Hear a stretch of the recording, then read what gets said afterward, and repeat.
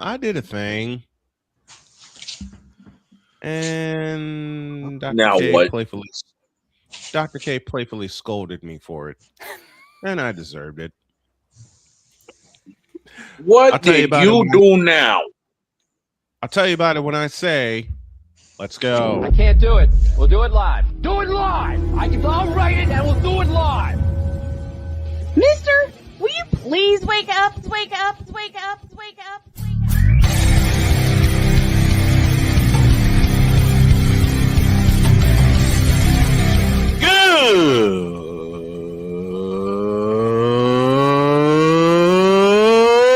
Good morning!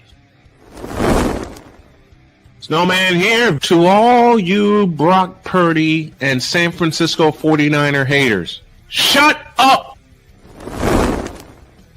I gotta thank you, Shane. I mean, whatever happened to the games where breaking 100 points was, I don't know, unusual?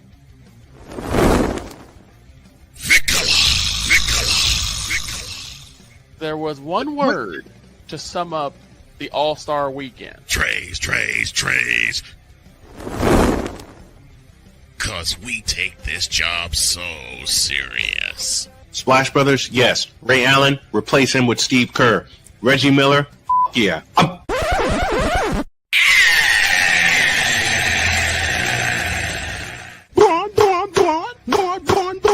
What in the all types of blue hell? I don't know anymore. It's Friday. I don't know. Nobody does.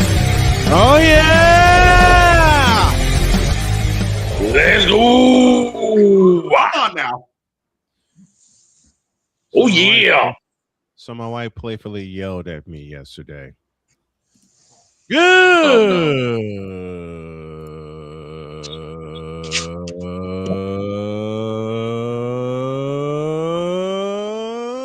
morning and welcome to the fabulous, fantastic football Friday edition of Snowman in the Morning. Glad to have y'all with us. And I begin with a tale of me doing something I wasn't supposed to do. You mean another tale that's as old as time? Basically. And as old as me. Sounds about right.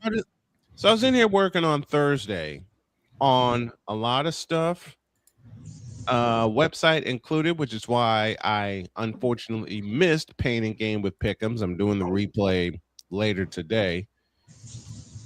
And the next thing I knew, it was north of 6 a.m. Damn. Yeah, I worked straight through the night.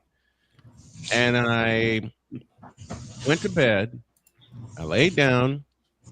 And a half hour later, the alarm was going off. And I had to get my wife up so she can get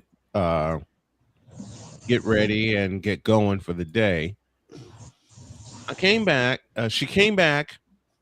We were talking, and she said, I have a bone to pick with you. Oh, no. Yes, honey. Why were you up till 6 a.m? How'd you know? Said, you noticed. She said, yeah. I was cold last night, trying to sleep. I said, well, I was up working. She starts laughing, and she says, I've had nights like that, but you're old. You can't do that anymore. I said, honey, I know that. So to get through Thursday, I had 2 of these.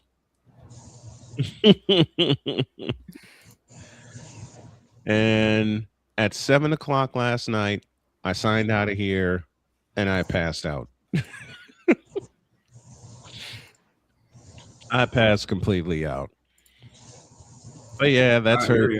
That's her playfully scolding me for pulling an all-nighter at age 53. I'll never do that again. Speaking of never do that again, last night in Detroit, what the hell was that? The Cowboys doing the cowboy thing. In a game that they absolutely had to have. They had to have it. And they laid a big old ostrich-sized dodo egg. Kind of expected. Well, again, the fact is it was tight through 3 quarters, and then Detroit said, "Hold my beer." I said Gibbs was going to carve up that defense, and he sure as hell did. Somebody get the stats up for me for last night's game. Working on it. Because with Detroit scoring 44 points last night. And I'm working on it. I'll have the stats up here in about 20 seconds. And I watched some of the highlights, and Jahmyr Gibbs was doing Jahmyr Gibbs things, like 3 touchdowns. 3 touchdowns. And right now, here we go. Night. I'm looking at some of the stats myself. Dallas was 6 for 15 on third downs.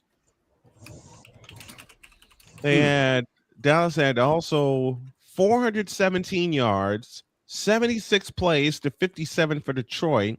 Dak threw for 326 in the air. Goff threw for 299. And yet, somehow the Cowboys surrendered a game they had to have. Let's go up. You know what? I know somebody that can try to explain what the hell went on, and he's sitting there waiting for us. Passionate. Come after me! I'm a man! I'm 40! Unflinching. Let's go back to losing. Parking was easier. Unrelenting. They're not gonna keep him off the field tonight! Totally. This one has a chance! Deeds.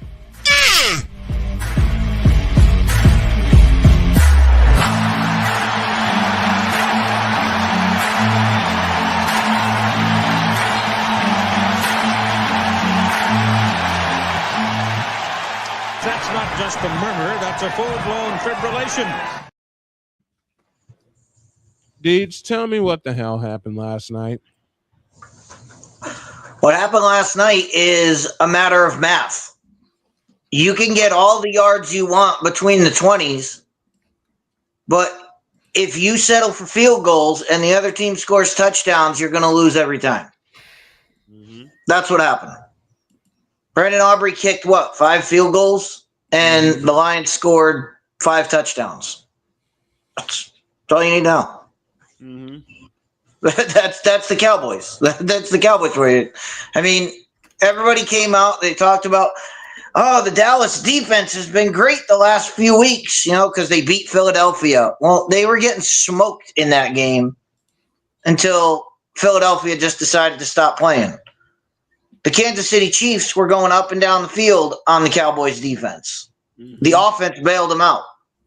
Mm-hmm. Well, this time the offense wasn't bailing them out. The offense was settling for field goals. And the defense was getting shredded by Jahmyr Gibbs. That's what happened.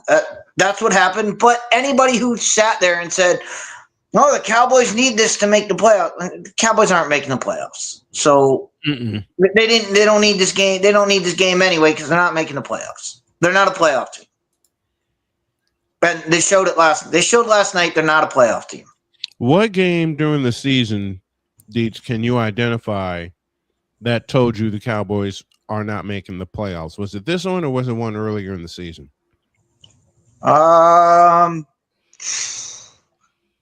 Probably week 1. I mean, it was before week 1. I mean, anybody who thought the Cowboys were making the playoffs this year, it was all what it was going to take would be a monumental fall by Philadelphia. Mm-hmm. And yeah, Philadelphia's stepped back a little bit, but it's not anything drastic. And now the Eagles hold a 2.5 game lead. So the Cowboys are not, I mean, the Cowboys have always been, they were always going to be the second best team in the NFC East. Now the question is, can the Cowboys get an over 500 record, which doesn't do anything for you? All it does is give you a mid-level draft pick that they're probably not going to do anything with you're not going to do anything with a middle of the first round draft pick. Jahmyr Gibbs caught 7 passes for 77 yards last night. David Montgomery, 6 carries, 60 yards, and a touchdown. Jamison Williams caught 7 for 96. Jared Goff threw for 309. Dak Prescott threw for 376. But going back to Dietz's point about simple math, 5 field goals for Dallas, 5 touchdowns for Detroit. That's a 20-point difference.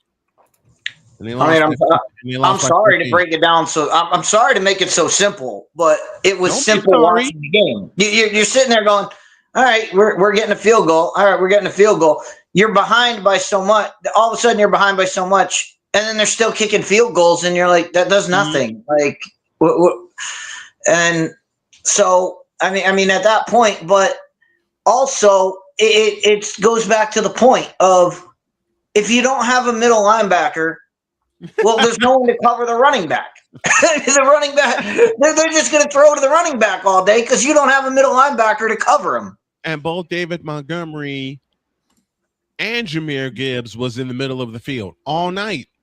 And and where they the rushing stats are not great except for the touchdowns. Right. But you add in 7 catches for 77 yards added to the 60 yards that Jahmyr Gibbs has, and he's got $130. So it doesn't matter how you get him as long as you get him. He had Jahmyr Gibbs finish with yards from scrimmage, a total of 120 yards as he carried 12 times for 43 yards. Montgomery, as I mentioned, 6 for 60. You put all that, and as I mentioned, Jahmyr Gibbs, Jameson Williams caught 7 for 96. All told, 407 yards last night for the Detroit Lions. And that was that. Damian Hernandez is with this. Good morning, brother. He says, hate to say this, but David Montgomery looks way more happier in Detroit than when he was here. Here meaning Chicago. Damian, where in Chicago are you? What did I say the day after the Detroit Lions signed David Montgomery? The stupidest thing the Bears could have done was to let him walk. Stupidest thing they could have done. Bear idiocy. Look, I love you. I love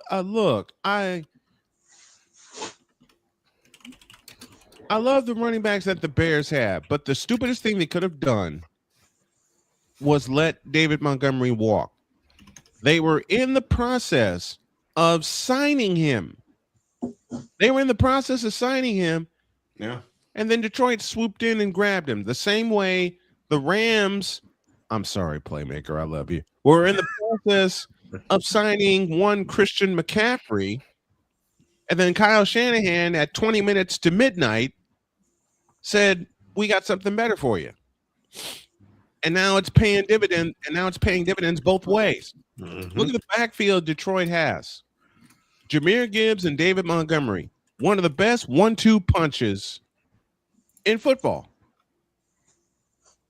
And they proved it last night and hung 44 points on the Cowboys. So, Deets, don't ever apologize for doing simple math, my brother. Don't ever apologize for that.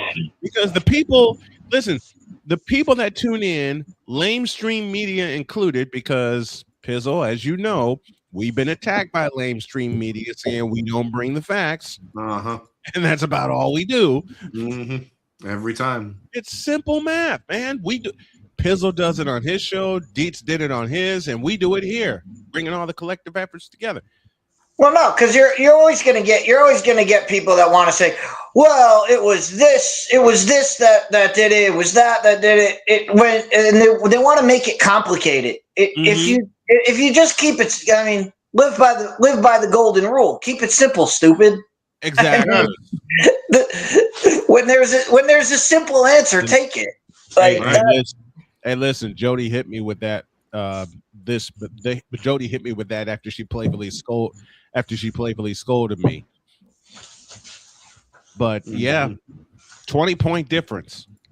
20 points, and they lost by 14. When they were down 27-9, I knew then the Cowboys weren't winning. You can make it as close as you want and everything. You can throw for 376 yards if you're Dak Prescott, but Prescott's going to Prescott. Or, as my buddy Robert Cobb, the man in charge of the Inscriber magazine, once wrote, Dak Trash Scott. Well, look at the other stat that tells you all about the Cowboys. Look at the turnovers. Yes. I mean, they didn't. The Lions didn't turn the ball over, and the Cowboys did. Mm-hmm. There you go. 3 turnovers last night or 2? Because I saw the 2 interceptions. 3. So they did lose a fumble. Okay. 3 because there was a fumble. There was a fumble. Thank you. I told you I checked out early last night, went to bed, but 3 turnovers. But they didn't force any. This is what the Cowboys are. The Cowboys defense has been a problem all year because they do not force turnovers. Yep. And taking the ball away. And they didn't take the ball away last night. Not once. And one of the best plays of the night was that forced fumble because the running back who caught it on a pass play was not down. The Detroit defender came in. What did he do? Punch the ball out. Detroit recovered it, took it in for a touchdown. There you go. Damian Hernandez says, to be fair, Monangai is it also doesn't help. Sorry about that. I was going to say it also doesn't help when Dallas couldn't get to Jordan Goff last night. But yet again, Dak got sacked 5 times. 5 times. Yep. Damian again, to be fair, Monangai is more athletic and runs faster than Montgomery, so it's not all that bad losing him. Wrong answer. When he was the heart and soul of your offense, and he's proven his worth in Detroit, it was a lot losing Montgomery. Yeah, but it also took 3 years. It also took 3 years to get Monangai. True. And in 3 years' time, David Montgomery has proven his worth twice over in Detroit. 2 times. 2 times. Then Monangai is trying to do in Chicago. And I say trying because how did Tom Brenneman put it? And I love Tom Brennan for this. Well, the stars seem to be aligned for the Chicago Bears. And there's no AI here, Ant. So,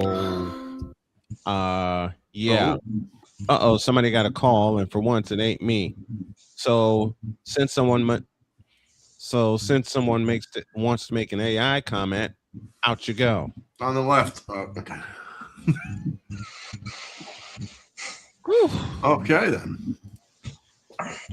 Pizzle, your thoughts on last night's game? Because I know you. I was impressed with Detroit. I honestly thought, I said Jahmyr Gibbs would carve up that Dallas defense, and he sure as hell did. He put up 3 touchdowns. He gave me 37 fantasy points last night, so I will take that to the bank. That you better. I will take that to the bank. I'm currently 6-7 in my fantasy league. Playoffs are, I believe, starting next week or the week afterwards. Mm-hmm. So I need all the help I can get. I need all the help I can get. Deets has a thought. Deets. I was saying most leagues it's next week. Right, next week. Okay. So I need to win this week in order to get in. It looks. Yeah. The looks of it. Yeah. But as I mentioned, sorry about that.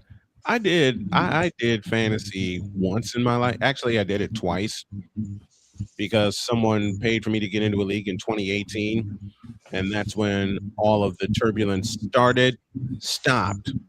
And by the time I realized what happened, I was a couple points away from getting in the playoffs myself in 2018. Yeah.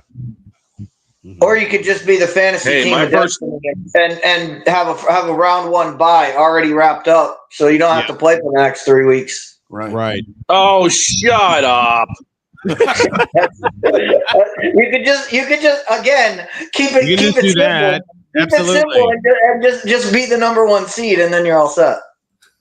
Well, that was me in 1998.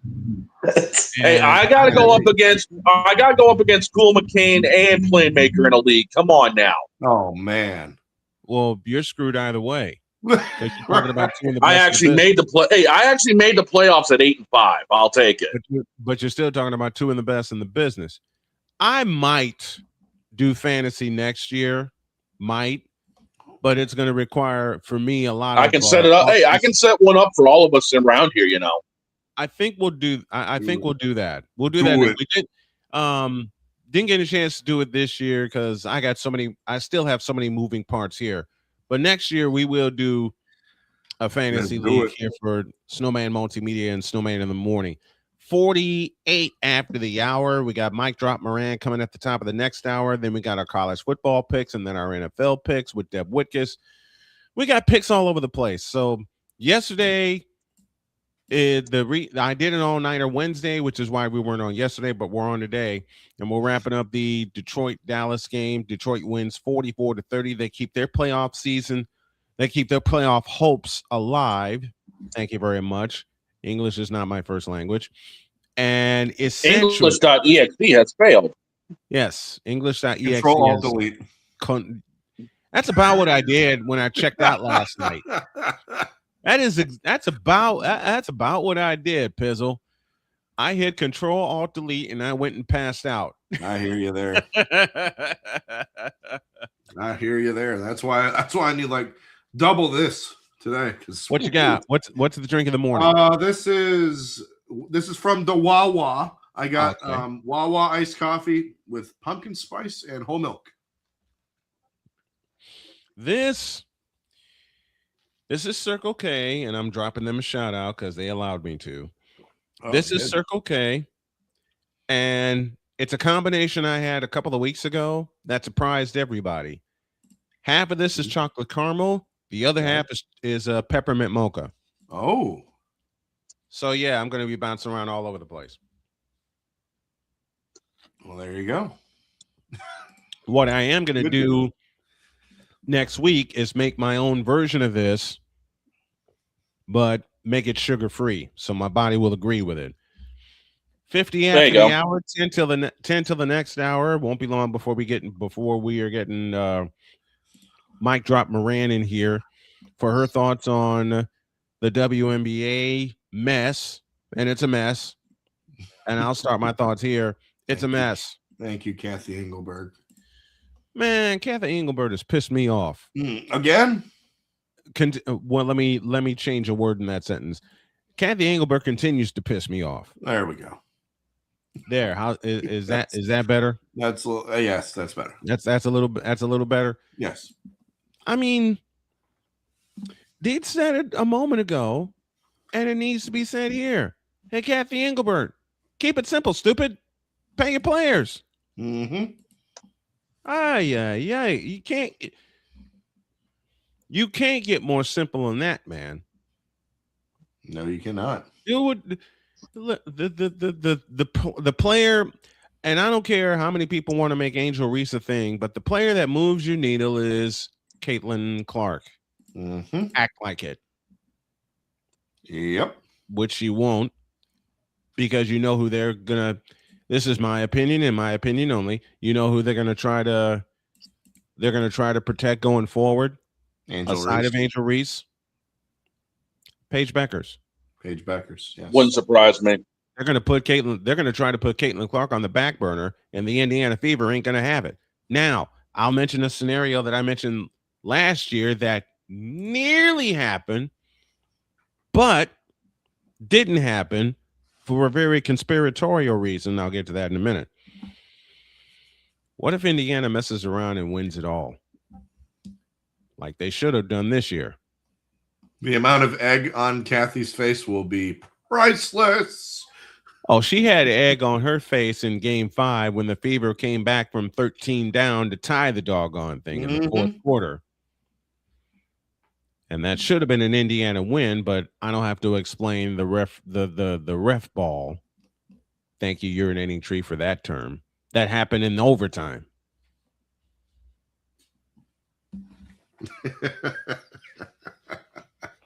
What's the old saying around here when it comes to what happens if someone actually messes around and finds out? Exactly.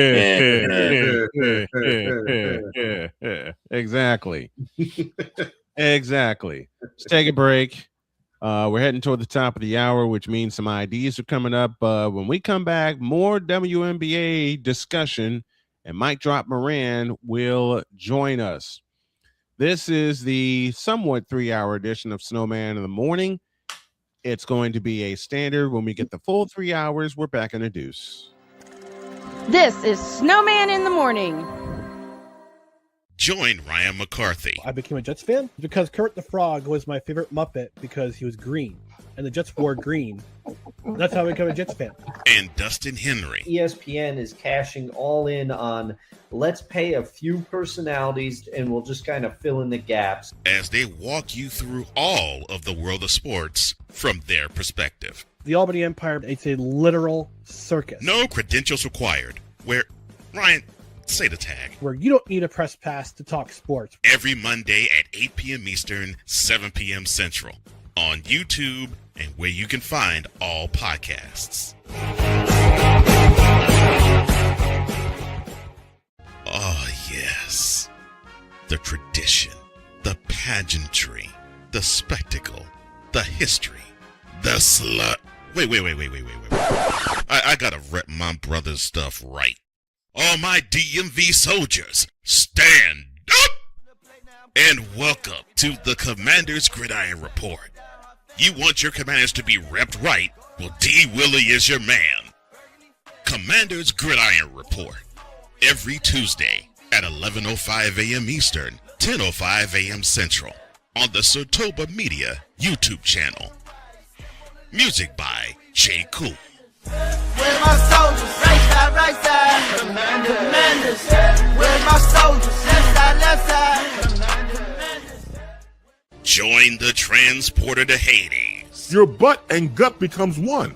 Join the reformer of hooker whores. This is my daughter, Placenta Booty Johnson. Join the bronze god. Whenever you are in distress, take off your baseball cap and throw it in the air. Join your very own superhero of broadcasting, Chris Bass. So whatever color crayon they get, they palm it and do 2 circles, and that translates to, I can be the black people. As he takes you through the week's paces in Baseline. Live every Saturday at 8 a.m. Eastern, 7 a.m. Central, Pacific Time Zone people, just stay asleep when this is on live and just catch the recording. Oh, I'm sorry. Exclusively on the Chris Bass YouTube channel.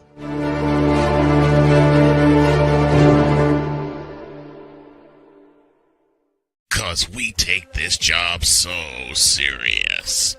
I'm on Alarm Island. Give me them cocks! Okay. What in the all types of blue hell? This is Snowman in the Morning.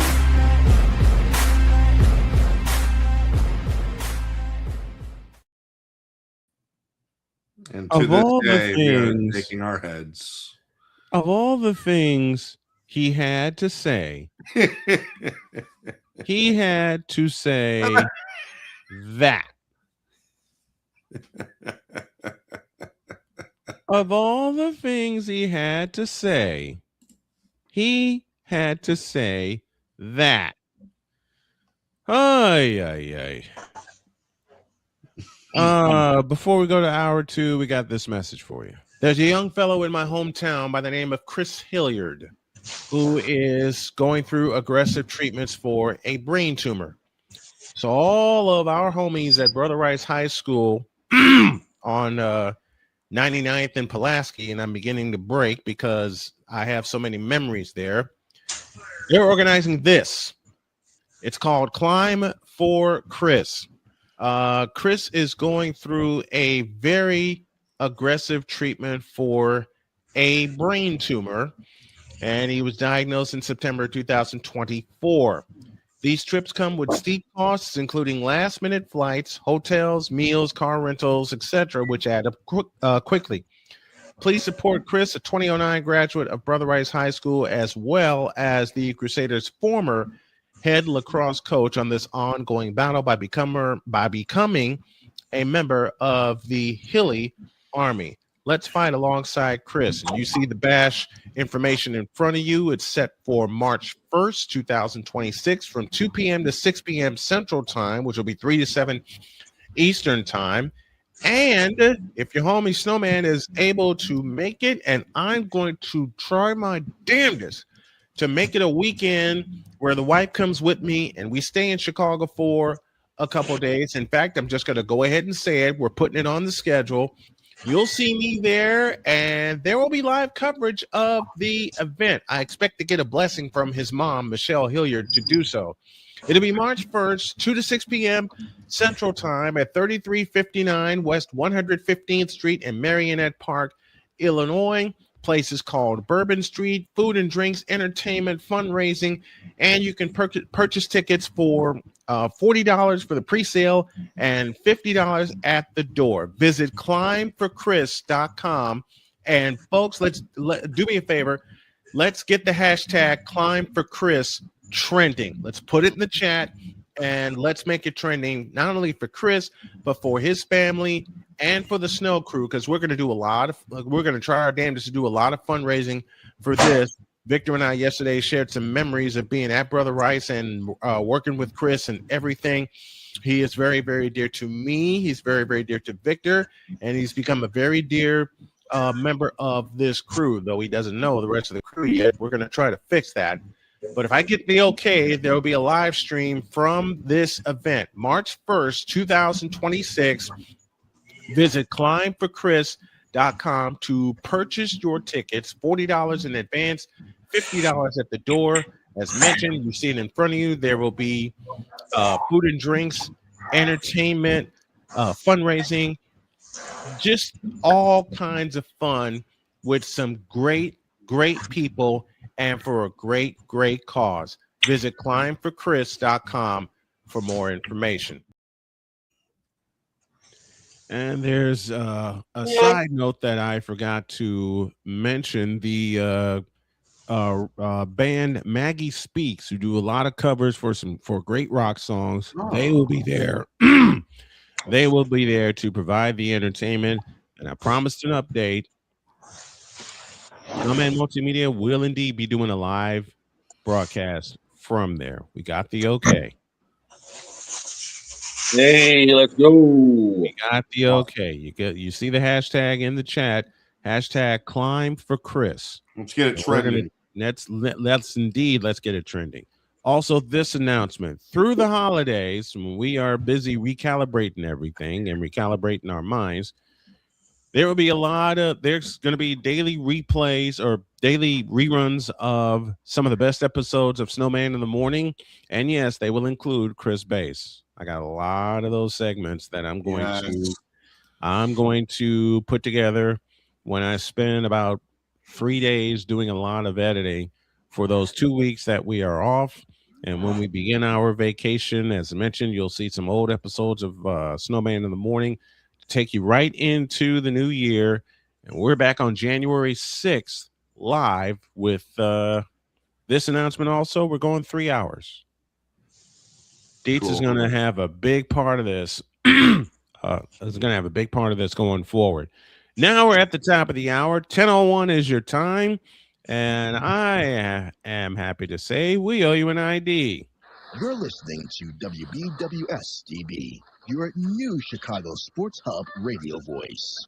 You're listening to WHDR-DB, your radio home and voice of the Carolinas. You're listening to WJKS-DB, your Hoosier Sports Home and Indiana Sports Hub play-by-play voice. You're listening to WQVZ, 1700 AM Mission Radio. Well, me and the Lord, we got an understanding. We're on a mission from God. 10:02 is your time.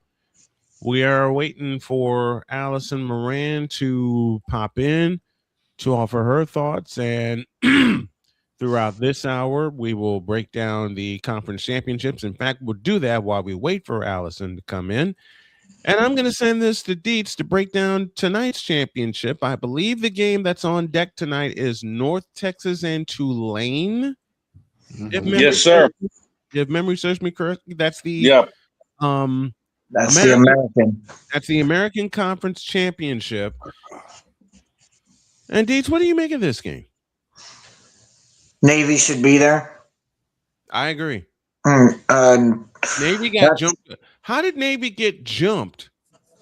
They got jumped because Tulane didn't have to play them, and because they lost head-to-head with North Texas.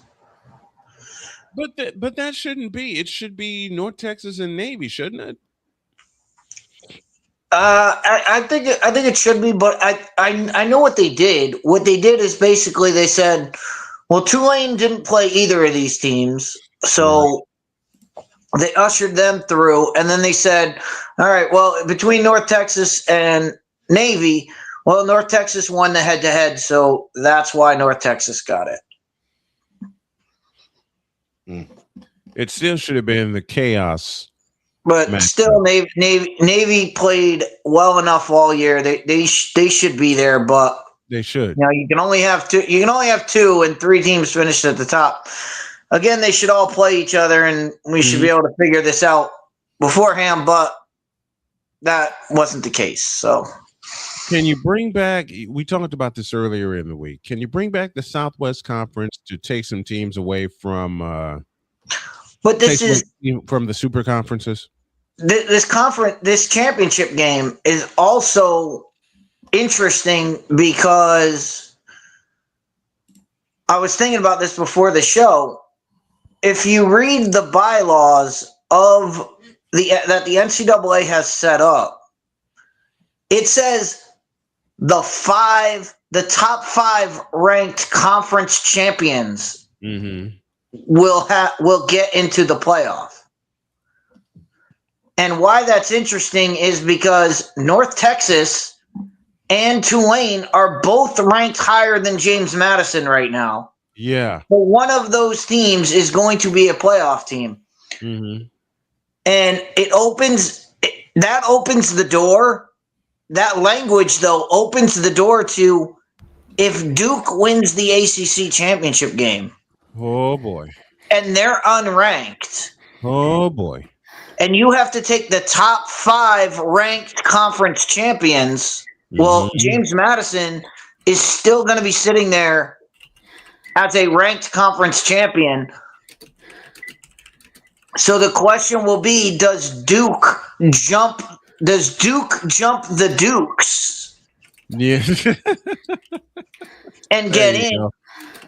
And that's where all this chaos goes. But before we get to the chaos of the playoff, let's bring Allie on. Let's talk some WNBA. Then we can go right into college football and our picks at the same time. Yep.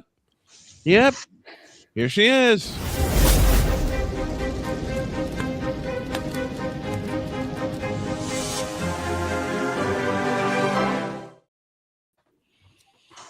Here's Allie. How you guys doing? Good morning. Good morning. Right now, that's one of the only few people that can make me smile. Aww. That's so sweet. My gosh. Well, all of you all make me smile. Gotta say that.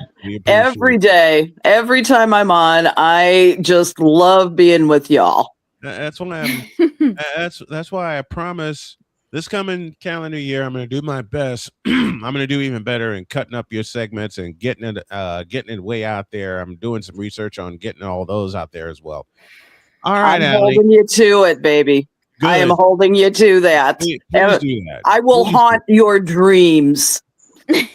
Well, with that laugh and that smile and some of the mic drop moments that make me laugh, it's already haunting me, but in a good way. Okay, Allie, you called this 2 months ago when the W would go 30, 60, 90 in terms of delaying their negotiation their CBA negotiation window. 30's already gone. 60 is already here. Is it possible they go 120? Absolutely. That's what I thought. We said February. We said it. We did. Right now, it's going to January 6th. So, but I'm guessing that they just put a new CBA out on the table for perusal, discussion, argument, gnashing of teeth. It's going to be just a bloodbath for the next couple of months. I guarantee you. Now, this latest proposal, it's going to include a guaranteed $1 million base. That's according to ESPN on Monday.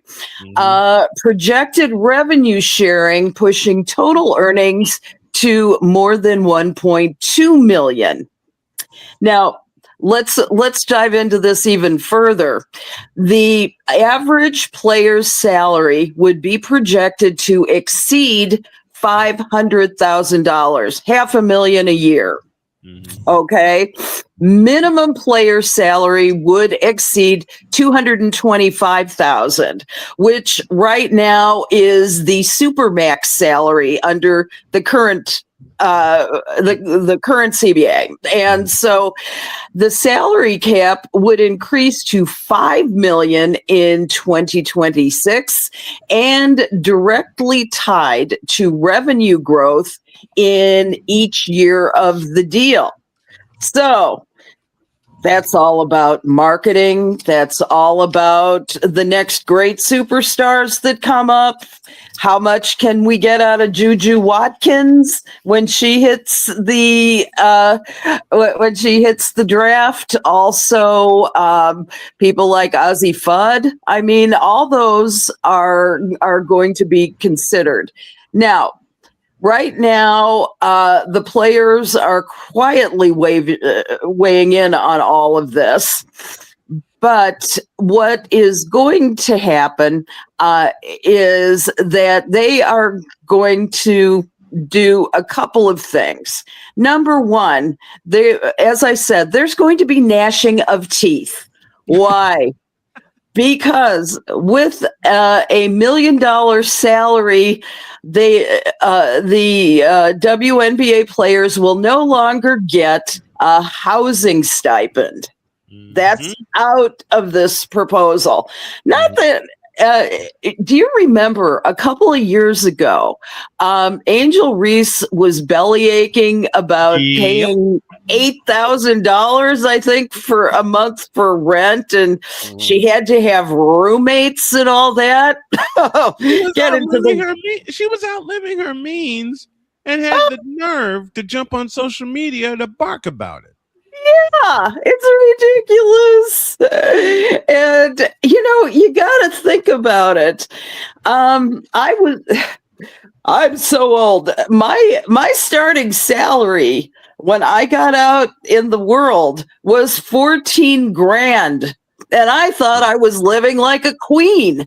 Okay. Right?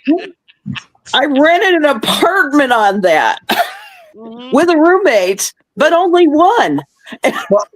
We have Allie, I got a question about these numbers. So you just listed off a bunch of numbers. Yeah. And it all sounds great. Yeah. What is the percent what is the percent raise? How much more all the numbers you just said, I don't know if that's if that's 100% raise, if that's 200%. It's more than triple what they make now. It's okay. Let me give you a few more numbers. In 2025, league's minimum salary was $66,079. Okay, not that a bunch of us couldn't live on that too. The supermax, in exact numbers, was $249,244. That's supermax, and the salary cap is 1.5 million. More specifically, $1,507,100, and it increases at a fixed rate of 3% each year under this current agreement. And it also has a separate revenue sharing provision that grants direct payments to players if the league hits certain revenue targets. However, remember that this contract was signed in 2019. It has yet to happen primarily because of the impact of COVID. 6 years later, 5 years later, we're still talking about COVID impacts. Mm-hmm. So but my point to bringing that up is, you know what's going to happen. You know what's going to happen with this latest proposal. You're going to hear Angel Reese and people of her ilk saying, and the players saying, well, yeah, they're not paying us enough money, but they just gave them a 300% raise. Exactly. Yeah. Kelsey Plum, anybody? Kelsey Plum, anybody?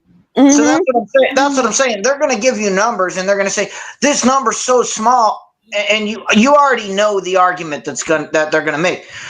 Look at how much they're paying us. Look how much they're paying NBA players. That's always been their argument, and it's a lose. Like, why they make that argument? It's a losing argument from the beginning. It is. There's no question.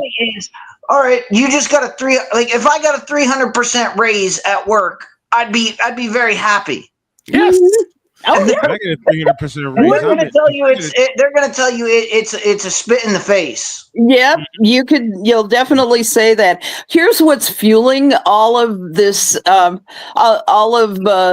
this argument, though, is that both Unrivaled and the new league, Project B, which we really haven't talked about, is offering those kinds of salaries.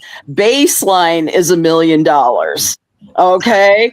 That's and it's for a hell of a lot less work. It's in the off season from the W, and you also have a certain amount of players who have heavily invested in this league. Project B not only has the Saudi money, but it also has, that's the LIV that funded the golf league that was so difficult. You also have Candace Parker investing in Project B as well.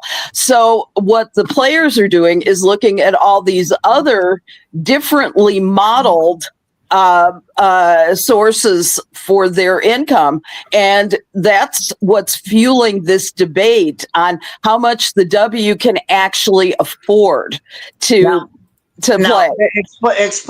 Explain those leagues to me, because isn't one of them 3 versus 3? Yeah, that's Unrivaled. 3 versus 3 is Unrivaled. Unrivaled. Right. Tell us about Project B. I want to hear more about this. Project B is also is kind of a rival to the Unrivaled League, and the thing is that they are an entirely new group that's starting up this year, and basically they've signed up people. The first one they signed was Nneka Ogumike. I can never pronounce her name. Nneka Ogumike. Ogumike. I can never pronounce that person. I love her, and I'm just going to call her Nneka from now. Nneka Ogumike is the name. Ogumike. Someday I'm going to pronounce that properly. Forgive me, Nneka. I love you. I've loved you since college. You hang around with me with a headset on when we're covering these games and these leagues, Allie. You'll get it right, because Lord knows when the Fever played Seattle, I had to say it for 40 minutes, 3 separate times. That's why I only had to say it a few times a year. Now, what Project B is offering salaries, 7-figure salaries starting at $2 million a year. Okay. Ooh. And how many teams are in that? I'm not sure. I'm not sure how many teams, but the league is set to run across Asia, Europe, and Latin America from November 2026 to April of 2027. And it's, as I mentioned, it has it's funded primarily by Saudi Arabia's Public Investment Fund. And it was created in 2021 to compete with established tours like the PGA. And okay, Saudi money, tragic. Okay, Yeah. then What and is that? Hell yeah. yeah, it's scary. The other thing is you also have people like not only Candace Parker, but you've got Steve Young, Novak Djokovic, and Sloane Stevens investing in this league. So Okay. You had me at Steve Young. I'm interested in. Okay, but here's the issue. So so the players want 3v3 salary. So does that mean they want the WNBA to go to 3 versus 3? Because exactly. No, this is 5x5. This is a 5x5 league. Because Project B is 5x5. Okay, but the Unrivaled is 3 versus 3, right? Right. So even if the Unrivaled League probably has 10 teams on it. Now, and maybe not even. Yeah. Okay, but I'm just going to say 10 just to make it round numbers. Mm-hmm. So you have 3v3, so you probably have 5, 6, maybe you have 7 people on a team. Mm-hmm. So you have 70 people in your league. Mm-hmm. Yeah, you can pay a lot more to 70 people than the WNBA, who has 5, 10, probably 12 people, 12 ladies on a team. Right. And has significantly more teams. So now your pie is being split. Instead of being split 7 times, it's being split 12 times per team. So to sit here and say, well, we should be played like these other leagues. Okay, well, then you need to have 3 people. Then it should be 3v3 the whole time. Mm-hmm. And nobody wants to see that. Yeah, that's, you make some very good points, Dietz. It's it's going to be to the WNBA's credit if they can hammer out all of these issues and figure out where their new place is in this hierarchy of teams. It's going to be a real, I think the WNBA needs to decide who they're going to be. Are they going to be one of many? Are they going to be the queens of the basketball world? They have been, but now they've got some competition that is smaller. And as you mentioned, great point about there are smaller teams and they've got, so therefore a larger pile of money to be able to pay these players. It can also afford to be more selective. And therefore, it's not only NECA, but John Cole Jones has signed with them already, and a few other. The name Asia Wilson does come to mind. Don't quote me. But the thing is that WNBA is going to have to figure out how to be the global leader in women's basketball after this. And I'm not sure if they had people running it who are not just money people, but also passionate about the game of basketball. I have a question about, Kathy Engelhart is an incredible money person. She's gotten this league catapulted. But the problem is that you've got a lot of investment from these other leagues that are player oriented and player directed. So my concern is that if you don't have somebody who is passionate about the game of basketball directing that operation, then there's not the vision there in order to make it happen. And the way the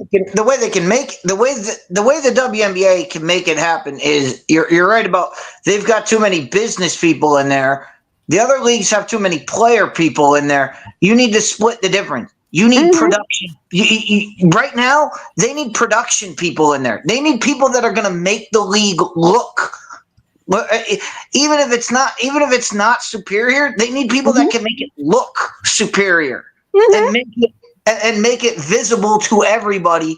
They need production people. They need production people to make sure that this league is getting noticed. That our league is getting noticed. And back to the point of these other leagues that are doing other things. This is exactly what happened. Dog knows this. This is exactly what happened in the NHL strike. The NHL players said, "Oh, look at all these overseas leagues. They're paying more. They're doing all of this. They're doing all that." Then they held out. They went and played in those leagues and effed around and found out real quick, holy, this is not even close to the level we had it before. And then they went back to the table. Right. And then they came back to the table and everything was able to be ironed out because they found out, hey, the money might be more over there, but everything else, the facilities, the travel arrangements, all of everything that they were getting wasn't there. Right. And the infrastructure wasn't there. So they couldn't make it. The other thing I want to make sure we touch on is we talked about this, and Angel Reese is the poster child for the complaint. So I'm just going to keep using her. But you're going to hear Angel Reese talking about, well, we don't get enough money. Well, you know what's going to happen? You know what leagues do in this situation? Okay, so Angel Reese, you and your ilk, you can get.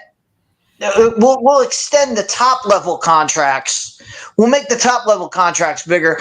But you know what you have to give us? You have to give us a minimum, and you have to shrink the minimum contract. So that person all the way on the bench that was going to get bumped up to 225, now they might say, you know what? We'll give Angel Reese a couple extra $100,000. But that person at the bottom, instead of making 225, you're now making 100. Yeah, it comes at the expense of the lower person on a totem pole. And let's see how Angel responds to that, because I'm sure she's going to say, "Oh yeah, give me more of the money." I pull over that person at the bottom. This is a little off tangent, but I spent my Thanksgiving Day explaining to Greg's grandson why Angel Reese is more than the queen of me-bounds. I love my Ollie. I love him to pieces. I love his brother Dominic. And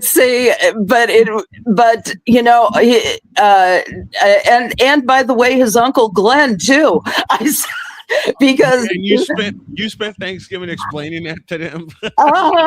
I explained. They're like, well, all they do. I don't like her because she's so selfish. I don't like her because she's making so much money and she's still upset. And I said when she focuses on basketball, she can be the queen of everything. And you know what, Allie? You and I have had this continuous conversation about Angel Reese because the trolls tried to come after me all summer. I did all 5 Fever Chicago games. Right. The trolls came after me in game 1 when Indiana blew them out by 35 points, saying, well, if Caitlin Clark is so good, why didn't she have 30 points in game 1? Why didn't she do what Angel Reese did? I'll tell you why. She had 13 assists in the game. Well, also you I'll tell you exactly why. And Victor, you rode shotgun with me for this broadcast. Pizzle popped in. Dog popped in. I'll tell you exactly why. It's called a triple-double to open the season. Well, the other thing is that she doesn't need 30 points a game. If you can get you 15, 20 points and like an 8, 9, 10 assists and a couple rebounds, and your team does the same thing, you're fine. The problem is that that's exactly what Caitlin Clark did to open the season 2012, and the Fever won by 35. But the other problem is that who is, again, besides Angel Reese, who else do you have? You have Camila Cardoso. Camila Cardoso. And Cardoso took a long time for her to get up and running because she looked also lost. I love Cardoso. I love And I do Cardoso. too. I really But love Camilla. This is what I love Camilla Cardoso. The problem is with Cardoso, and you can couple Angel Reese in this conversation, they don't concentrate on the game. There's the point. No, it's not a concentration on the game. It's how does the great Professor Cole Johnson say it? If you're a jack of all trades, you're a master of none. Here's the biggest problem. If Angel Reese ever figures it into her head, I cannot shoot the basketball, so let me just get on the block and let them feed me the ball right next to the hoop. Right. She would dominate basketball. That's right. She does not have a coach in Chicago that could tell her. Yes. That's what I was You know going what? to get to. Stop shooting and get your camp under the basket and get your butt on the block. Get your butt on the block, and we'll give you the ball. You got potentially two of the best bigs in the W. Put them on either side of the post and tell them to camp.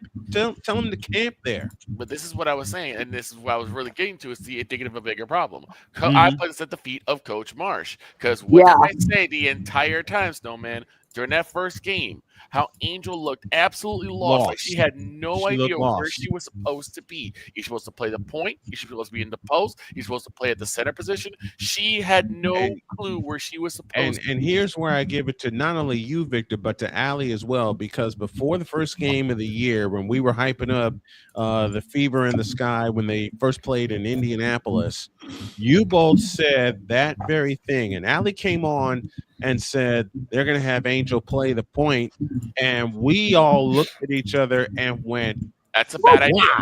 That's a bad idea. Absolutely. She's never been a person that facilitates the ball, that can facilitate that role of point guard. No, they need the general back. To be honest, if Courtney Vandersloot can make it limp back into the WNBA, she's the perfect general for Angel Reese, and she can direct that traffic like no one else, and even without her wife there, Allie Quigley. But it's they were starting to do just fine, at the beginning of the year, but then Court went down with that ACL torn. Yep. And it was very difficult. And what's more, Tyler Marsh, I do not know why the Chicago Sky brass are so hyped up on him. I have no idea either. I don't know, but they're committed. As Tyler Marsh. Oh, I'm going to make a comparison, and Allie's going to yell. Allie's going to yell at me for this comparison, but it's hilarious and it's true. Does the name Mark Trestman mean anything? Yes. Oh no. Look, understand what? Then y'all understand in my hometown why I make that comparison. Tyler Marsh is Mark Trestman on a basketball court. Hold on. Man. As my good friend Detective Vic A. Law would say, Tyler Marsh is criminally stupid. Yes, he is. The things he does, you are left scratching your head like, why are you putting her there? Here's the other problem. When Sloot went down, yes, why didn't Haley Van Lith assume the point guard duties? Good question. Why wasn't Haley Van Lith given the point guard role? I can answer that probably because Haley Van Lith was new and unproven, and they drafted her not all that high, and so I don't think they had the confidence in her to do any of the job that the point guard required. I think they wanted her to come off the bench for the first season, and not that she got certainly a few starting points, but I just don't see that their confidence really developed in her, and I think that she reacted to that non-confidence. Well, I understand that, but the question, that's my question fair. I have That's is fair. because how many games do you have to go through with going through the same thing, seeing it's not working, and saying, "Look, this isn't working. Take a chance on the rookie and see what she does," instead of just going through game after game after game after game after game of the same thing, putting Angel in a position where she's going to look worse. Mm-hmm. And like, it's working. How about those two? How about those 2 games in the United Center? Deets has a thought. Chris? Well, I can answer Victor's first question of what they see in Tyler Marsh, and Tyler Marsh is the symptom of what we see in coaching today. It is he has a system, and yeah, he can explain that system, and he can explain it off the court to higher up people, and they say, yes, we want that system run on our team, and it sounds great in a boardroom. Right. However, a great coach will take their system, look at the players on their roster, and say, wait, does my system work with this team?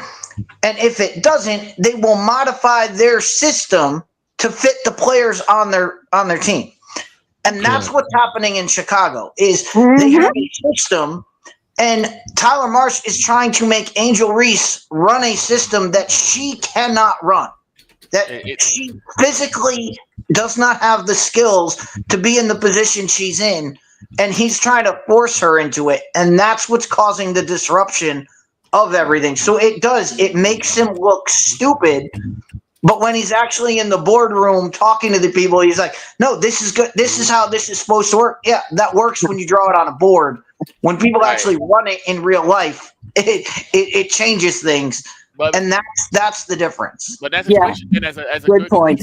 As a good coach, you're supposed to know when your personnel does not work, or when your personnel is not in that right system. And you, like you said, you tweak the system, or you tweak the roster to fit your system. Case in point, Phil Jackson. You just that's right.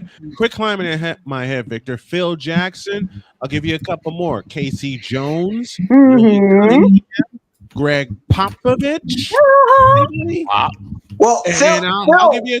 You brought up Phil. Phil is the prime example of, yeah, my system works when I have all my players involved. When he has Jordan, Grant, and Pippen. When he has Shaq, Kobe, and Robert Horry, and all the cast of characters with the Lakers. Right. However, how'd that fare when he was in New York without any of those guys? He wasn't the coach at the time. It didn't work. It didn't work, and they didn't have another. They didn't have anything else to go to. They didn't have another well to go to. Right, but he wasn't the coach at that time. He wasn't the coach. He was a player. You're talking about in 70s to 73. No, I'm talking about when he went to New York and was brought there to be the. If you don't think he was coaching / GMing. There's no way. There's no way he didn't have any insight on that. I don't know if he had anything to do with the coaching, because at that time, Erwin, coaches kind of have that respond to this. mentality anyway. Let me respond to Erwin's comment right here before we go to a break and before we go to our college football picks. He didn't fall into blue chip players. They fell into yes. Okay. Doug Collins fell backwards into blue chip players, but they really weren't blue chip players even under Doug Collins, because they had to be developed. In fact, you want to talk about a player that fell blank backwards into a system that wound up using him. His name is Scottie Pippen. Because the trade that brought Scottie Pippen to Chicago involved one Olin Polynice. Oh my God! Who was the coach when Phil Jackson took over the GM role? It was supposed to be Derek Fisher. It was supposed to be Derek Fisher, but then that brings up the biggest problem with the New York Knicks at the time when Phil was coaching and GMing. And to Dietz's point, I believe wholeheartedly he was coaching and GMing. The problem was They had to put people in. They had to put people in the right places, and they put the wrong player. They put the wrong people in the wrong places, and the wrongest player. Yes, that's a term. Thank you to one of my grandbabies for that. The wrongest player in that system somehow got elected to the Hall of Fame, and y'all know the name I'm going to bring up to piss off a lot of Knick fans. Carmelo Anthony. Yes. Who should not be a Hall of Famer, but that's a soapbox for before the new year. Carmelo was stuck in that was the king of that system. I'll bring up another name, and all my hoopsters will know this name very well. The player that should have stuck around in New York, Jeremy Lin. Jeremy Lin. So the insanity. If you fight that, it's going to come down to the question of what makes a Hall of Famer. Yeah. If you want to fight Don't Carmelo get Anthony, you're going to have to fight that question. I know I'm going to have to fight. I'm going to have to fight that fight with Carmelo Anthony. I'm going to have to fight that fight with Tracy McGrady. I'm going to have to fight that fight with a couple of players. But you know something? Give me this camera. Uh-oh. I don't care. Okay? I have a couple. I have one other tangential thing about women's sports. Is it okay to go ahead? Okay. I have to give out props to Orland Park native Kendall Coyne Schofield. The PWHL. The PWHL Minnesota Frost. The first hat trick scored in the PWHL was by her this last week. In fact, she scored the first goal of the season. She did. She scored the first goal of the season. And I have a surprise. Before we go to a break, I have a surprise for Allie. If she's up to it, PWHL Wednesday starts December 17th. Gonna try. Yeah. And I'll tell you, according to my physical therapist, I can't do the splits, but I can talk. So, I had a funny thing happen. I had a funny thing happen a few days ago. I took the dog out, back door here, and I didn't realize there was ice on the on the deck. Left leg went one way, right leg went the other, and El Smacko. Now watch this. In 2 weeks, Allie will be doing a full-on Caitlin Ohashi floor exercise routine.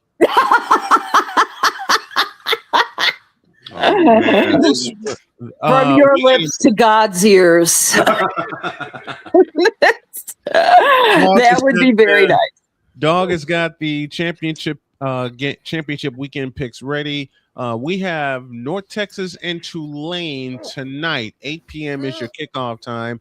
But before we do that, we take a break, and when we come back, we would do our college football championship pick, sure to go wrong, presented by Wanna Parlay. Back after this.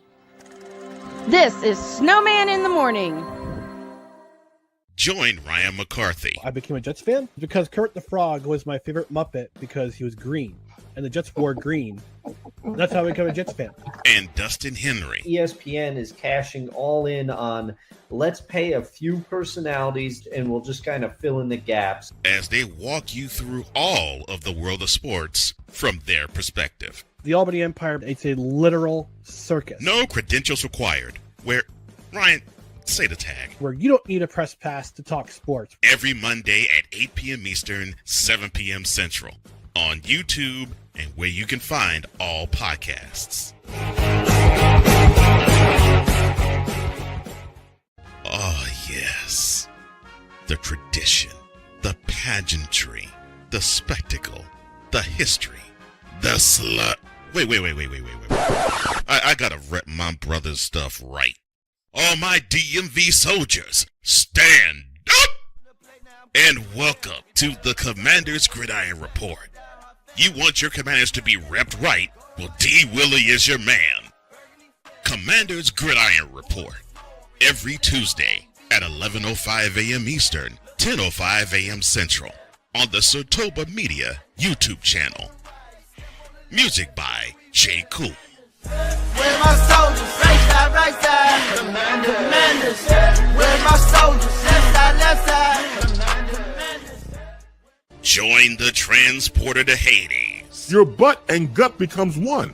Join the reformer of hooker whores. This is my daughter, Placenta Booty Johnson. Join the bronze car. And ever you are in distress, take off your baseball cap and throw it in the air. Join your very own superhero of broadcasting, Chris Bass. So whatever color crayon they get, they palm it and do two circles, and that translates to, I can be the black people. As he takes you through the week's paces in Baseline. Live every Saturday at 8 a.m. Eastern, 7 a.m. Central, No, Pacific Time Zone people, just stay asleep when this is on live and just catch the recording. Oh, I'm sorry. Exclusively on the Chris Bass YouTube channel.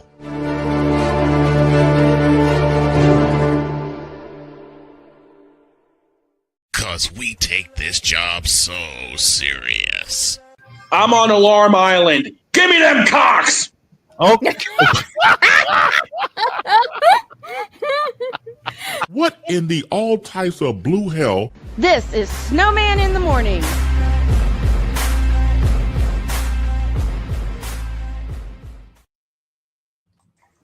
Deets, stone faced. The whole No that sold the whole thing because Deets just was just there. I ain't surprised. No Cell The City. rest of us were just laughing our heads off. We were cracking up, and Deets is just sitting there. No Cell City. Like, well, he did Fifth Down Sports for how many years did you do that show? Deets? I did Fifth Down Sports for 6 years, and I did Trinity Gauntlet for 5 years. So, nothing surprises him anymore. yeah. I've heard it all. In a combined total of 11 years, nothing surprises him. So when Dog goes on Alarm Island and says what he says, and then a week after that, Allie backs it up by saying something to get neutered, and Deets is just both times. True. How the hell do you explain that? You can't. 45 after you thank you, Pizzle. You can't explain. And to Pizzle's credit, with what he has to deal with each and every Wednesday, Damn it, LC. with us making LC laugh so hard he had to turn off his camera. Right. And with so many 49er jokes I've thrown at Tiny Tim, he wanted to throw a clipboard at me, but I mean that I mean it in fun, and they know it. We pick on them all the time, and they pick back at us. That's what makes this crew so much fun. Okay, Dog, get your notebook ready, and please do not throw it back.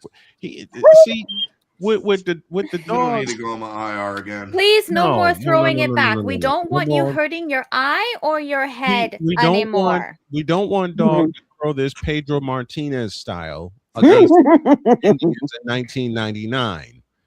And of course, Pedro at that time had that devastating breaking ball, which made everybody swing about 1.5 feet. And the great Neil Funk said it best: corkscrew him into the ground. We don't need that. And yes, I met the great Neil Funk. Wonderful. The curveball and that devastating circle change. That circle change was something else. I gotta tell you all this. The first time I met Neil, I already shook hands with Stacey King because he remembered me from my Ho Chunk days. And then Neil comes in. He was in a rush. God bless him. I walked up to him. I introduced myself, and he just had this biggest smile on his face. And I told him the greatest thing that I heard him say was from a game in the 96-97 season against the Lakers, in which the Bulls wiped out a 22-point deficit to win. I heard him on the radio, and I did it in his voice, and I had him cracking up when he said, quote, "Now the Lakers will inbound." And they're going to be shaking their head saying, "What the hell happened?" Quote. Oh man. I think I made him a friend for life when I gave him that. I did an impression of him. That's what happened when I did an impression of one, and Allie recognizes this name, Gene Honda. Oh God, I love Gene. Gene's the non-dancing machine. He's a great guy.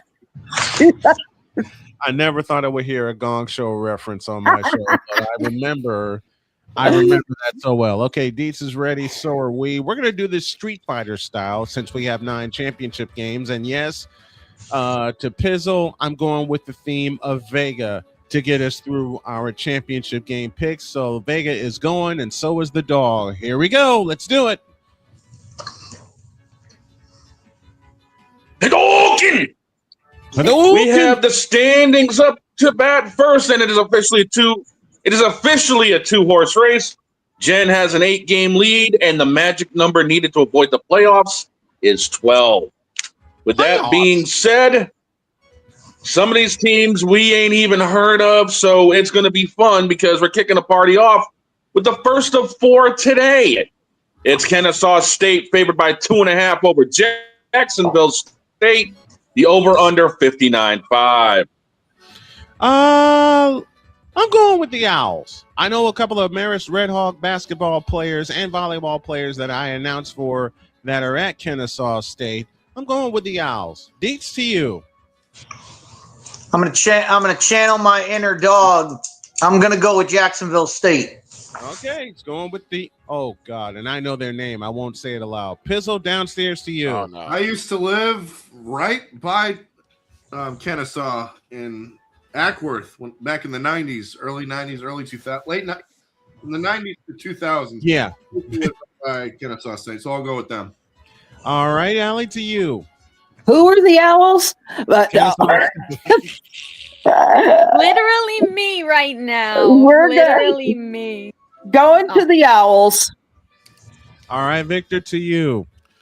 I do nothing about these teams, but I'll go with the Owls. All right, dog, your turn.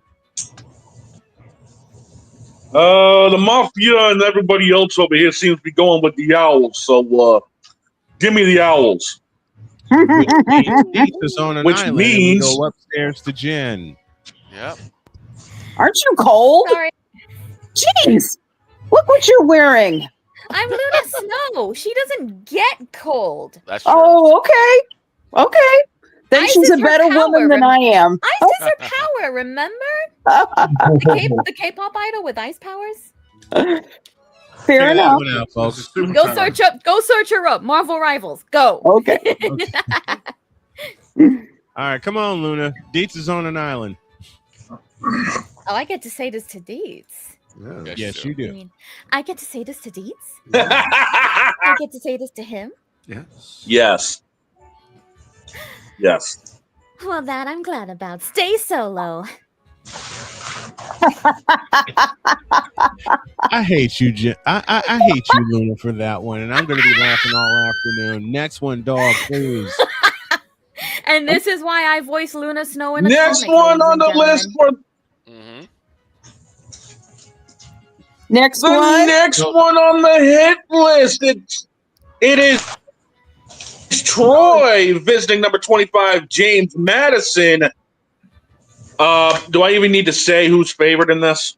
No. Sure. I didn't even hear the first team. Please. You cut off. Troy State Trojans. How about that? It was Troy and 25, James Madison. I don't know either of these. James teams. Madison is favored by. Let's put it this way. I'll make it easy for you.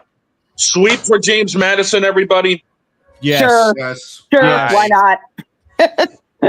Not that we've been following them all year. Shame on me. Either of these teams are. They're favored by 23.5. God Almighty. How'd the other team get in? upstairs to Luna for 3 words. Go for it, hon. I'm sorry. Hang on. 23 and a half? 23 and a half, yes. Yowza. Is that? I think that is the biggest number I have heard on this show. You ain't so heard far. nothing yet. Wait, what? Wait till the ball There's a game. couple of them a couple of weeks ago that were north of 30. Wait, what? Yes. Yes, that happened. Yes.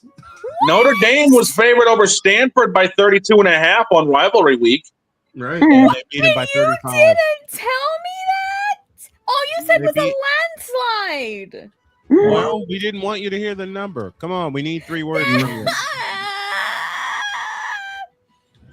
All right, fine. Sweep that ish. Sweep it. Oh boy. Next Okay. on the list, Yes, sir. it's number 24, North Texas, favored by 2.5 over number 22, Lane. The over-under is a staggering 66.5. 66.5. And I'm gonna try to do that game tonight instead of my normal NBA Friday doubleheader because it is championship weekend, and I am going to go. Don't let me down. I'm gonna go with North Texas, and we're gonna flip the order and go downstairs to Pizzle for the next one. Give me the main grain of North Texas. Upstairs to Deets. For the chaos of it all, Jake Ratcliffe, quarterback at Tulane. Right. Get it done and get yourself in, and then we'll see how this plays out later on. So I'm going with the Wave. To the mighty redhead and Allison Moran with the next All pick. right. Well, you can't beat North Texas because they lead in points per possession, and they have a 22.1 pass rate. It ranks second in the nation. Hell, if you're not taking North Texas, you're nobody. Oh, Victor, you're next. It's Nerf or nobody. Yeah, I'm going with North Texas. Man, Dog to you. Well, then I guess I'm a big old 6'4" nobody. I made my picks yesterday. I had Tulane in this one. You're kidding. Well, you know what? You know what? No, I'm not. Been right. You've been right, though. Dog's You been were right on with the Dallas. Dog's been right with the upset calls, which means Jen Yeah.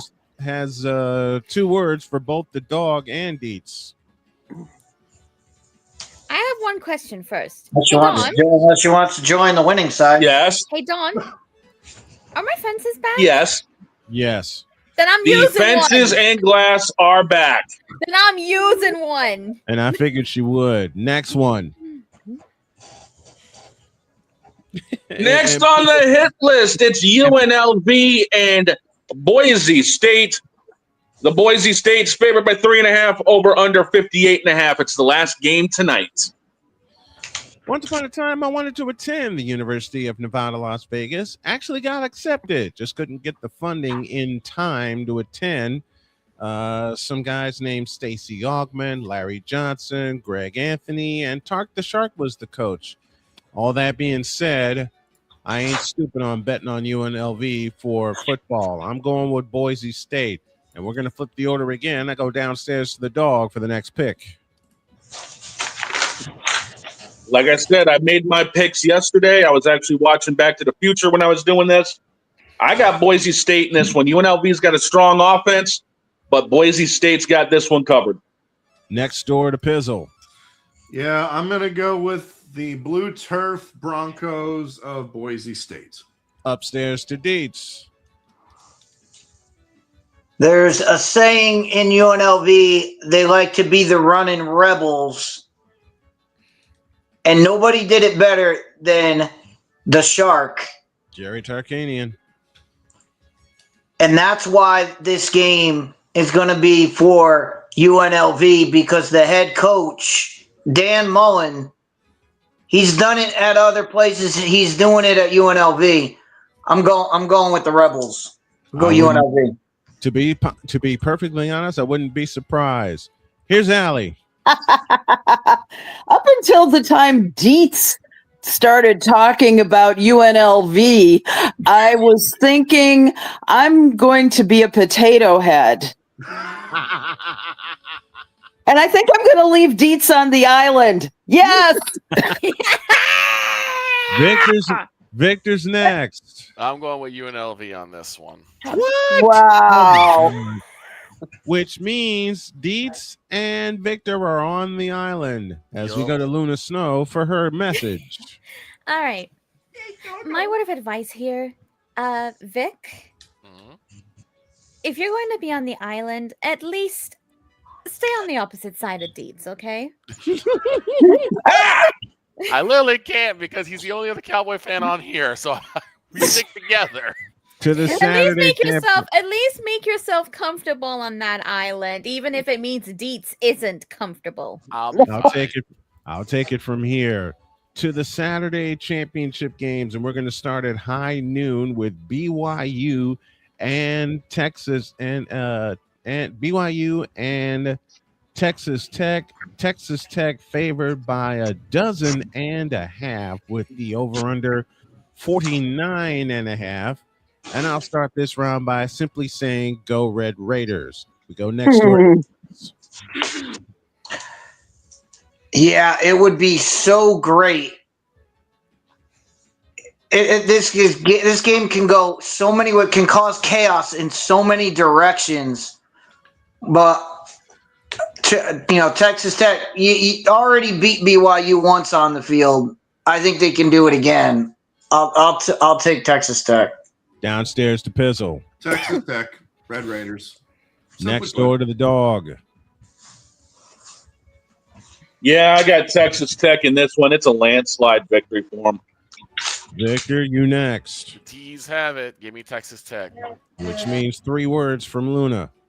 Wait a minute. Wait, Allie didn't pick. I'm sorry. You missed me. Not anymore. Okay. Listen, the first time these two teams met, Texas Tech won, guess what? 29-7. And they pulverized BYU's offense. And Texas Tech has one of the best rush defenses in the country. And that's all that BYU can do, sadly. So I'm with Texas Tech all the way. Which means 3 words from Luna. Okay, first, I just love this comment here in the chat. I'm so sorry that I'm gonna butcher this one word, but Erwin Curtis says not even the Tabernacle Choir can save BYU in that The game. Wonder Tabernacle Choir. I need to learn that word. Tabernacle. Got it. Thank you to the master Cole Johnson for that element. Jesus. And with that said, let's sweep that ish and move on. All right. Next one we're going to look at is the ACC Championship. Duke and Virginia. Duke 7-5. Somehow they got to the championship game instead of Georgia Tech. Virginia 10-2, ranked 17th in the nation. UVA favored by 4, over under 57.5. And this time the dog will start the picks. As much as I'd love to see the chaos that this game would bring if Duke ends up winning, I don't see it happening. This 8 o'clock game is right inside Virginia's wheelhouse. It's in Charlotte. The weather's going to be relatively iffy. Virginia's been known to play better in sloppier conditions. I got Virginia in this one. All right, Allie, you're next. Definitely, you've got to pick Virginia in this case. Deets, on you. Just for the fact that I'm in second place, and I know the first place team is not allowed, or no, she's allowed to, but I know she can't physically say the words, so I'm going to take the Cavaliers and see if she can actually pick the team from that state that she can't say. Okay. Bruh. You're next. Oh, Cavaliers, Virginia Cavaliers. I do not trust Duke. Mm-mm. They're a basketball stool. Ain't no doggone. Look, I used to live in North Carolina, and I would never, ever, ever in life, even though I love my Krzyzewski, he's a native Chicagoan. I'm sorry, I can't pick Duke for anything. Victor? Not in football. Not in football. Give me basketball all the way. But just remember, Bill Belichick went 4-8 for UNC this year. So God knows North Carolina is a basketball state all the way up and down Tobacco Road. So there is no reason to pick Duke. And I lived an hour away from Tobacco Road. Victor? I'll make this easy. I'll go with Virginia, and so Jen can say sweep it. Go ahead. Lunison. Luna? You know what? Just because Dietz challenged me to say the state name, here you go, Dietz. Virginia. Suck it and sweep that in. She still gave Dietz 2 words. Either way, we all win. We all win, exactly. To the SEC championship, and this is one I'm keeping my eye on for the first of 2 that I have on Saturday. And in the middle, we're going to film our cooking segment for NFL Sunday pregame. It's the Dogs of Georgia and the Crimson Tide of Alabama. These 2 teams met earlier in the year with Alabama winning by 3, and Georgia didn't do the simplest of maths, which is take the freaking points. It is Georgia who is favored by 2.5. They're calling for 48.5. This is from Mercedes-Benz Stadium. I'll go first on this one. I picked them before, and I don't think they'll let me down this time. Give me the Dogs. Dietz, you're next. Another rematch, and everybody talks about, maybe Kirby Smart has the number. Well, the last couple times they've played Alabama, it hasn't worked out too well. No, it hasn't. So roll Tide. I'm going with Bama. He's going with Bama. And Allie, you're next. I got to go with the Bulldogs on this one. Next door to Pizzle. We're really getting this match again. Yes. and I repeat, I repeat Pizzle's word. I repeat Pizzle's 2-syllable word, and I agree. Boring. Boring. As for this matchup,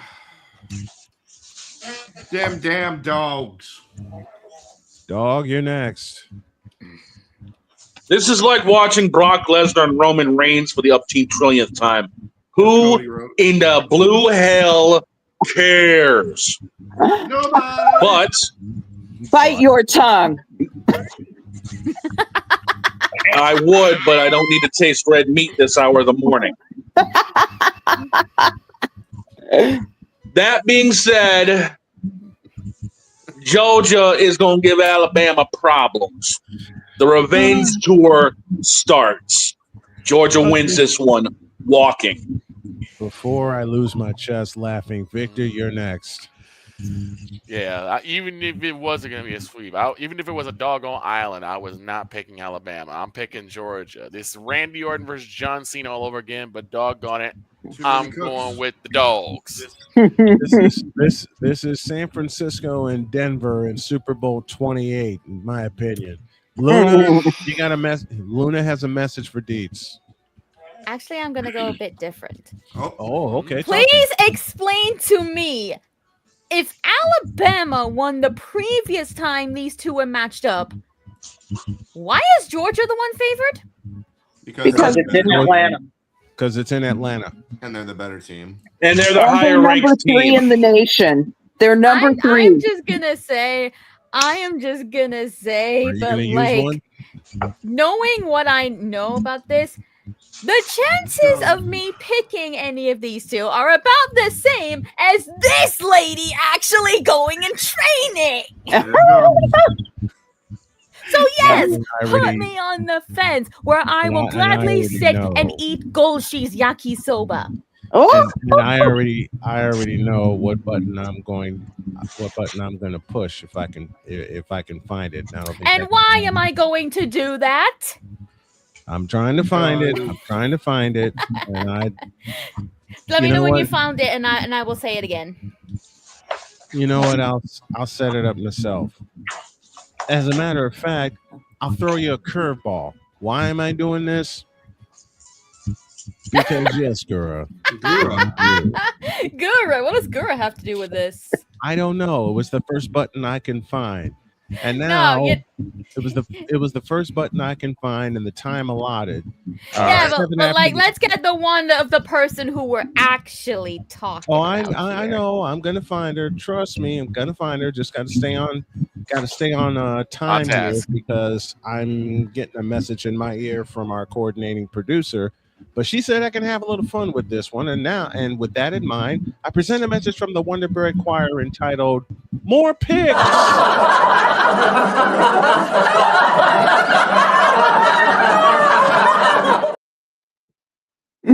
And if you think, and this is to make Jen completely laugh, and if you think Jen was going to actually pick that game,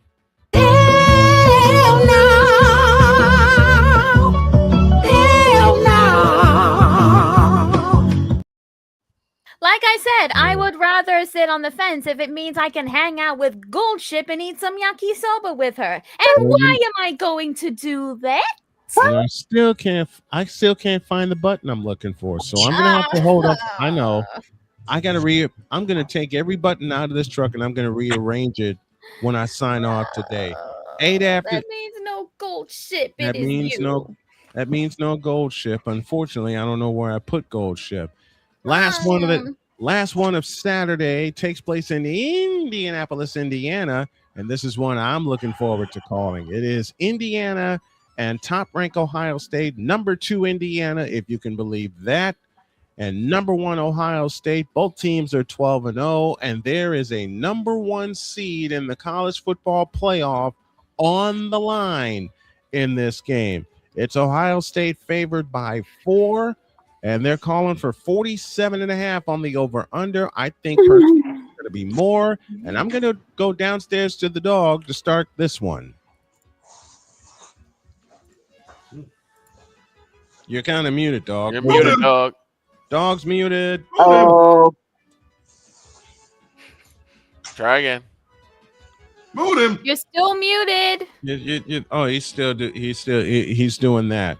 While he figures out his problem, let's go next door to Allie.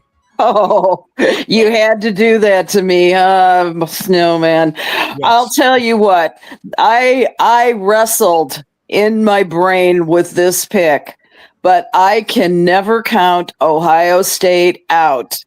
Go Buckeyes. Next door to Pizzle. I'm calling for the upset. Give me the Hoosiers. Ha ha. Upstairs to Dietz. Indiana has great offense, but defense wins championships. And we always say it. Ric Flair said it the best. To be the champs, you got to unseat the champs. I'm going with the Buckeyes. Upstairs to me, and I'm going to use a phrase that's often used on Pain and Gain Pick'ems on Wednesdays. Sound the alarm. Sound the alarm. Yeah. I believe Indiana will unseat Ohio State, but I will add this. It's going to be a hell of a game. It's going to be a shootout because you have the 2 front runners for the Heisman Trophy in Julian Super Saiyan and Fernando Mendoza. I believe it will require overtime and it will require a walk-off. But I'm calling for the upset. I'm calling for Indiana to escape. And those Good luck with that. Those I know, but Indiana will cover. Indiana will cover. I will say that.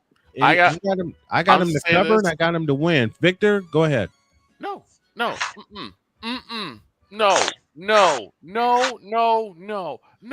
Hell no. Put me on the fence, coach. It is. I can't do that. Wussy. Way too close to call. Victor, make a pick. That game. You can do it. No. He picks the fence, and I think Jen. Okay, he's going on the fence, and I think Jen's going the same way. Let's have a confirmation.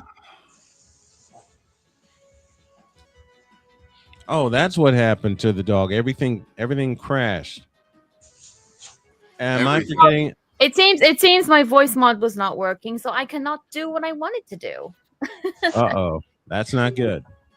Yeah, but basically I was gonna say, you're really expecting me to choose one of these 2 teams? Say no more. Defeated teams. Say no more. You ain't gotta say no more. Please just put me on the fence, because I know this is gonna be an intense game. Put everyone on the fence, ma'am. You know what I'd love for the final score to be in this game, although I don't think it will happen. Something like 51-48. I was thinking Let me guess, in favor of Yeah, Indianapolis. I want it to be something like 48-45, like Pizzle's picking, or 51-48, like I'm picking. And those are our picks.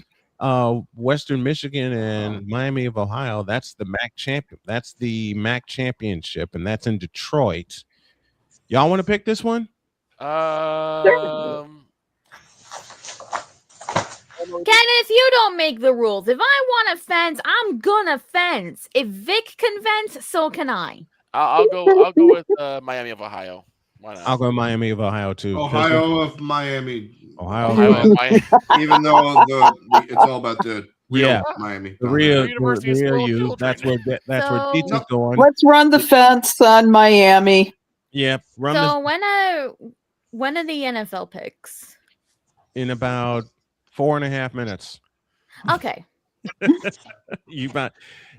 me send a shout to a school that I covered for 12 years, and that's the Brother Rice Crusaders. They are the 7A state champions, and they did it with a shutout. An amazing game. An amazing I watched game. it. I did too. I watched it, and I cried. And I cried because the closest I got when I covered them to getting to a state championship was 2005 when they played the monster that at the time was Lincoln Way East Griffins.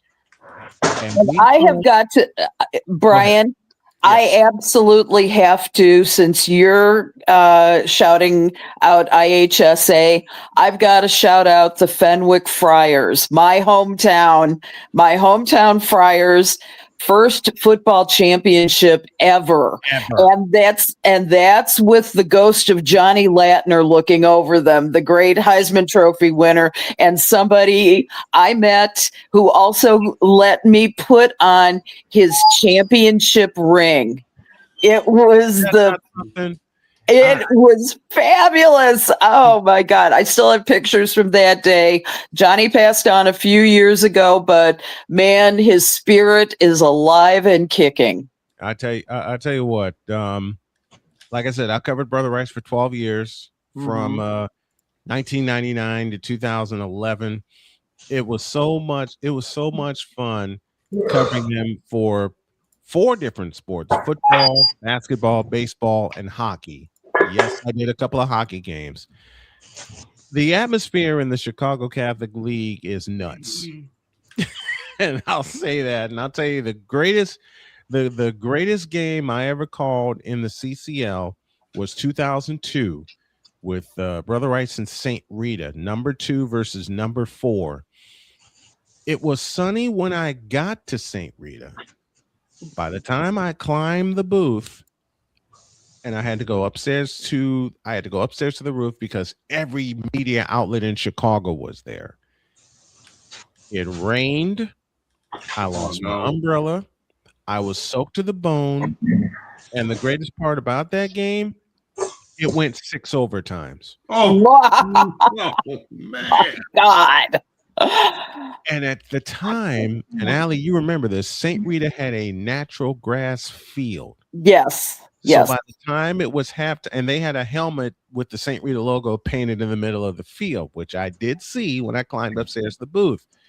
It was a mosh pit and a mud pit by halftime. I was soaked to the bone. My shoes were ruined, and I didn't care. I didn't care. The part about that, and I never told Pizzle this one. The part about that game, they were deep in the 4th quarter. St. Rita just got a long pass downfield, and it got coupled with a pass interference penalty, which put the ball at the 2-yard line. Ooh. And I'm in my trench coat, as I said, soaked to the bone because it rained the entire first half. I said, man, I'm just looking for the game to be over because I wanted to go home. I said, I'll write my article for my website and I'll tell them congratulations on Monday when I make my rounds. I opened my big ass mouth and said the only way this game continues is if Brother Rice forces a turnover. They handed it to the fullback running straight ahead in a three-back set. And modified wishbone. They give it to Parker, the fullback, and I hear the PA announcer say fumble. Oh my gosh. Now they're in the far end zone. The end zone where I was facing was on the near side, and I saw the ball get punched out. That started the odyssey of overtimes. Every score that Brother Rice got, St. Rita matched until the sixth and final overtime. It was 45 apiece. It was 40 apiece at the end of regulation. Damn. It was 14 all at the end of regulation. Wow. 45 apiece going into the sixth overtime. My voice is gone. My energy is gone. Everybody that was up on the roof with me, every break I took was looking at me going, what the hell is this? Rice gets a field goal, makes it 48-45. St. Rita punched it in 51-48, the final score. I wrapped it up. I didn't even do a post game. I just wanted to go home at this point. I climbed down, and Tim Maher, one of my dearest friends and a St. Rita grad, was waiting for me. He says, great call upstairs. I said, thank you. I'm going home. I'll talk to you on Monday. And Tim and I are going to hook up and do some things pretty soon also. I climbed downstairs. Some of the folks heard my broadcast, and they said, great. They said, great job. I said, thank you. Let me go home, please. I'm walking through the post-game tailgate, and Allie, you went to Fenwick. You know about a post-game tailgate. I know about those. I did not go to Fenwick, though. I went to OPRF. In my day, they were all male. I wanted desperately to go, but Park River Forest. Okay. Yeah, that's okay. It's okay. I forgot. I'm old. That's all right. Yeah. What does my wife say often? I've slept since then. Yeah. But I'm walking through the crowd. They're giving me all kinds of congratulations. I said, look, congratulate the players. They just allowed me to narrate the game for them. I'm shaking hands. I get home, and they handed me a plate of food, 2 plates of food, as a matter of fact. Steak and ribs and all kinds of late summer fixings and early fall fixings. And let me just say football fixings. If y'all been to a high school tailgate or even a college tailgate, you don't walk through a tailgate without food. Right. Okay. And drink. I'll explain that Okay, in a minute. as someone who lives in the UK, what is a tailgate? A party. So it's a pregame before the game. It's cars lined up. You got grills. You got drinks. You got food. You got coolers. Everybody just chilling, talking stories. And it don't matter the weather. It's a damn party. No, if you go to any football stadium on planet Earth, and you will find more friends in this world than you ever knew you had. All right, I would like a little favor then from you guys. If I come and visit the U.S. on a holiday one day, You're on. please take me to a You're tailgate. Absolutely. Yeah. You're on. And what's more, you don't have to go into the stadium to enjoy the game because everybody's got their TVs out there. It's grills, TVs, grills, generators, you name it, they have it. When I was walking through St. Rita's parking lot, getting ready to hop the bus to go home, I had my plates. I fell asleep on the ride back home. I get in the house, I put my plates in the refrigerator, and I reach into my pocket, and there's a pair of beers waiting for me. Oh. A couple of the parents, and Allie's just shaking her head because she's seen it happen. A couple of the parents slipped me a couple of beers. I remember going to a tailgate, and I saw someone bring the largest smoker I had ever seen. Yep. And when he opened it up, he had this massive. Who knows what the term Thor's hammer is? I do. Well, I heard it. He's got one.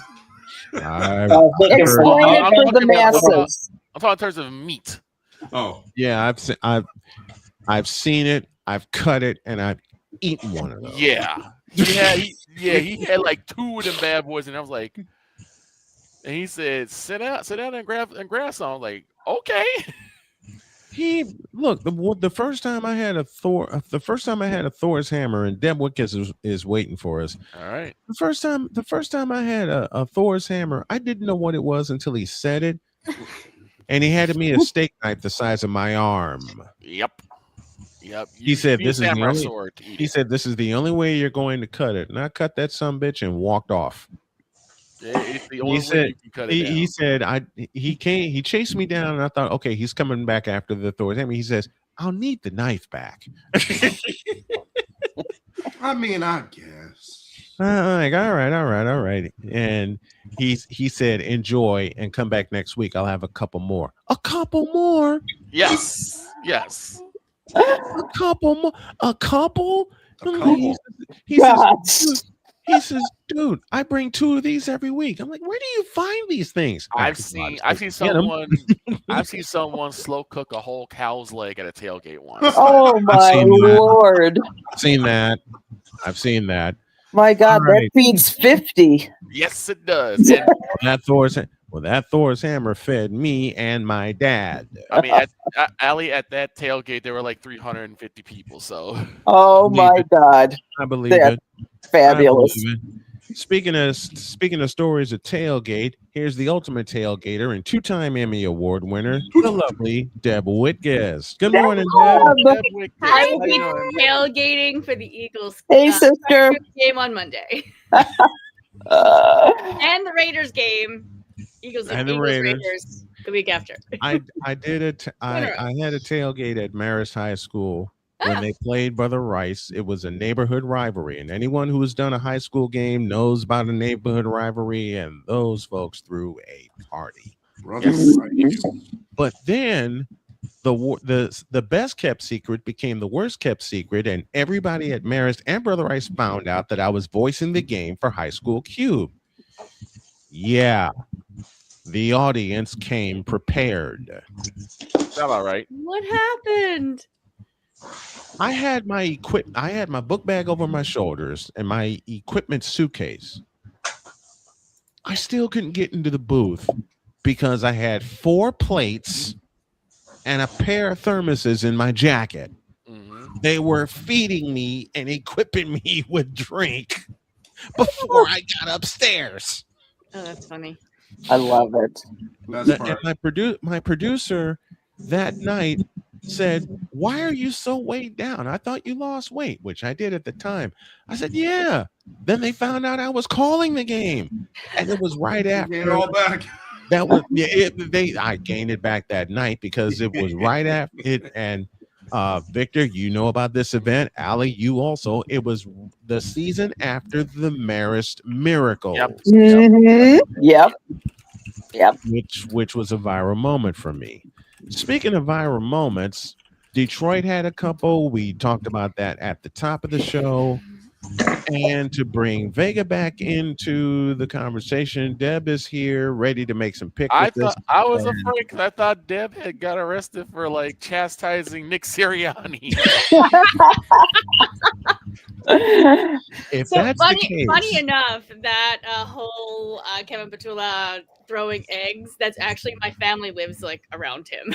Oh wow. You're not far off, no. Oh, okay.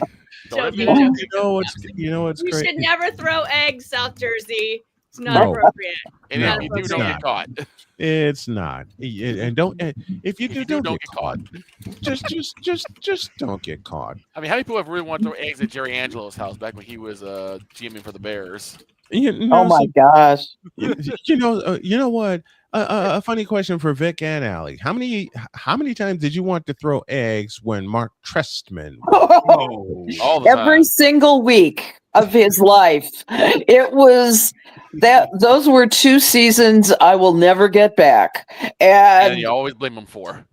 I've never known a coach so inept. Yeah, that's the only word for it.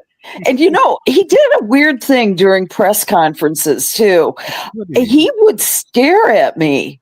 I just felt his gaze, and it was the weirdest thing, and I couldn't figure it out. It made me super uncomfortable. He never approached me or anything like that. He would just stare at me.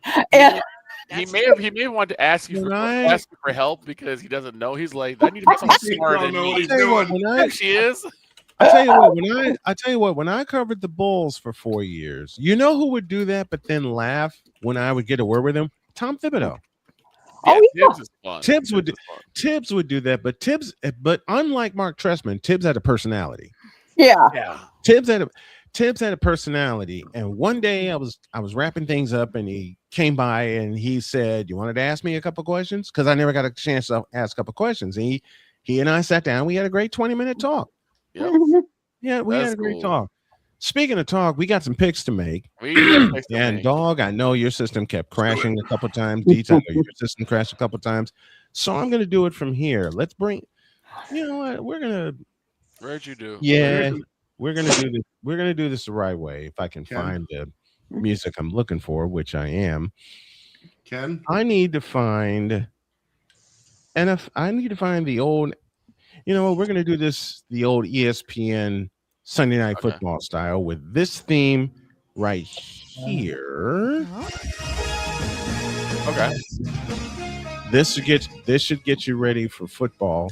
Okay. And we're going to start in Hot Atlanta. 1 p.m. kickoff starts in Atlanta with the Seahawks cold Atlanta. Seahawks and Falcons is your first matchup of the day. It is on Fox, Mercedes-Benz Stadium, in Hot Atlanta, Georgia. Seahawks are favored by 7 with an over-under of 44.5. I got the Seahawks to cover and to win. Deeds? Seattle. Allie? oh gosh, can you pick anybody but Seattle? No. Pizzle? I can't imagine anybody else winning that game. For the third week in a row, if you saw Painting Game Pick'em, Seahawks are my lock of the week. He's locking it in. Dog to you. Dog? Gotta go Seattle. I mean, nothing. Gotta be Seattle. Do I need to ask Deb? Okay, so whose bird is bigger? I'm gonna go Seahawks. Wow, that's a mic It's a winning. Good one. Good one. What's up, Luna? Y'all know I'm cutting that one. Yes, that's a mic drop from Deb.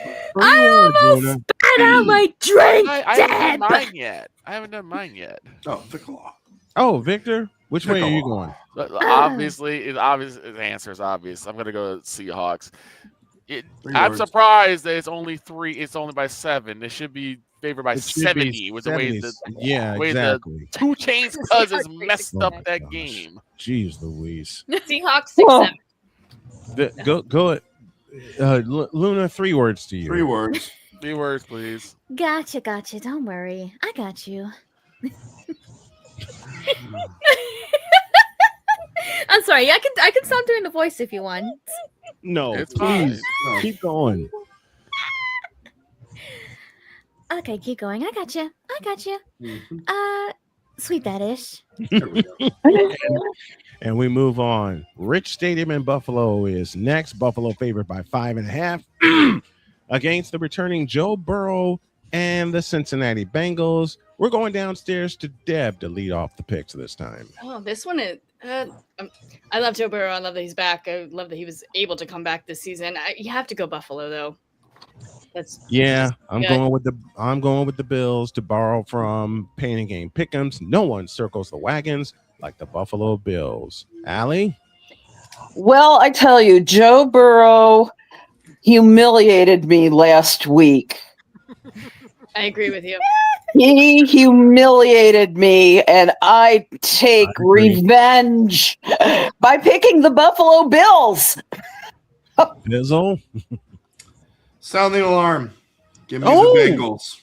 He's going with the Bengals. Dog to you. As much as it pains me because they are in the AFC East, give me Buffalo. Deeds? As much as Joe Burrow coming back was awesome, this ain't the Ravens. I'm going with the Bills. It is not. Which means Luna has a message for Pizzle. And you're forgetting There's one thing. There's one thing I want to say wait, first. Just a moment. Huh? I forgot Victor again. Victor, I'm so sorry. Victor, It's go. all right. You keep forgetting him because he doesn't have a camera on. That's Yeah, right. that's probably why. Let's see you, Victor. To be frank, I'm working right now, but to be frank, it's I'm going with Buffalo because no, it is not Baltimore you're facing. This time you're facing Josh Allen. Because why did you were able to do so much damage on Thanksgiving while I was eating pot roast? Because yes, Lamar, it is you. It is you. Now Luna has 3 words for Pizzle. Come on, Luna. One thing I want to say first. I do not care that this is the wrong team for it. I think this team deserves it more. So can we give a round of applause to the Buffalo Bills now?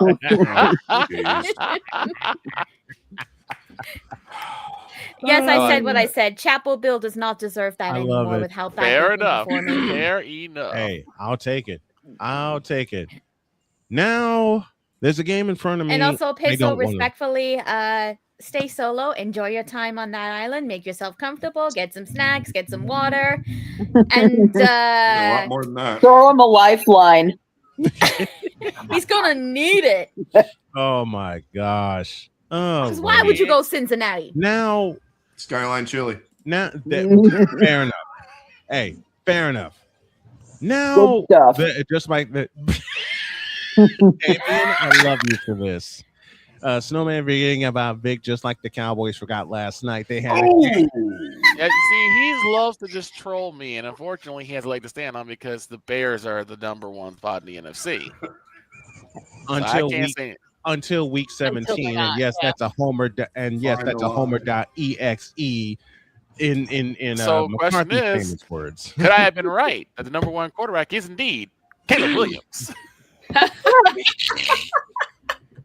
If y'all missed that clip, you'll see it on the best when we The greatest line the greatest that was line ever said ever to me was from Deb. Shut your Caleb mouth. Williams, shut your mouth. Your mouth. and this is before Deb took a drink of coffee. All right, Right. Now this next one, I don't want to do it because it's Tennessee and Cleveland.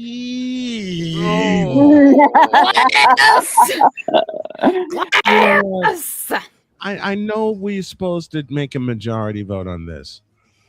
This is my show, and I'm the majority.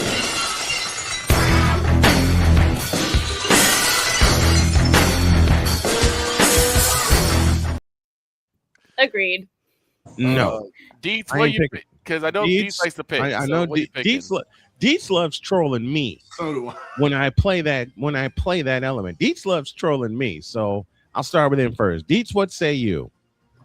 The question about this game is, will there be more points scored or will Myles Garrett have more sacks? Yes. The answer is yes. Then the answer is Myles Garrett will have more sacks than there are points on the board. Oh wow. It's probably like 6-3, and Myles Garrett gets like 9 sacks. I'm good with that. Next one, we go to Minnesota, and Paul Allen's drinking bill is going to go through the roof. Oh no! And we love you. We make that joke offer. We love you, Paul Allen. The Washington Redskins and the Minnesota Vikings. Let me try that again. I want to be sure I'm reading this right because I don't have my glasses. The Washington Redskins and the Minnesota Vikings, which once upon a time was a playoff game at the old Metrodome. This time it's at US Bank Stadium in Minneapolis, Minnesota. 1 p.m. is the kickoff. Vikings favored by 1.5.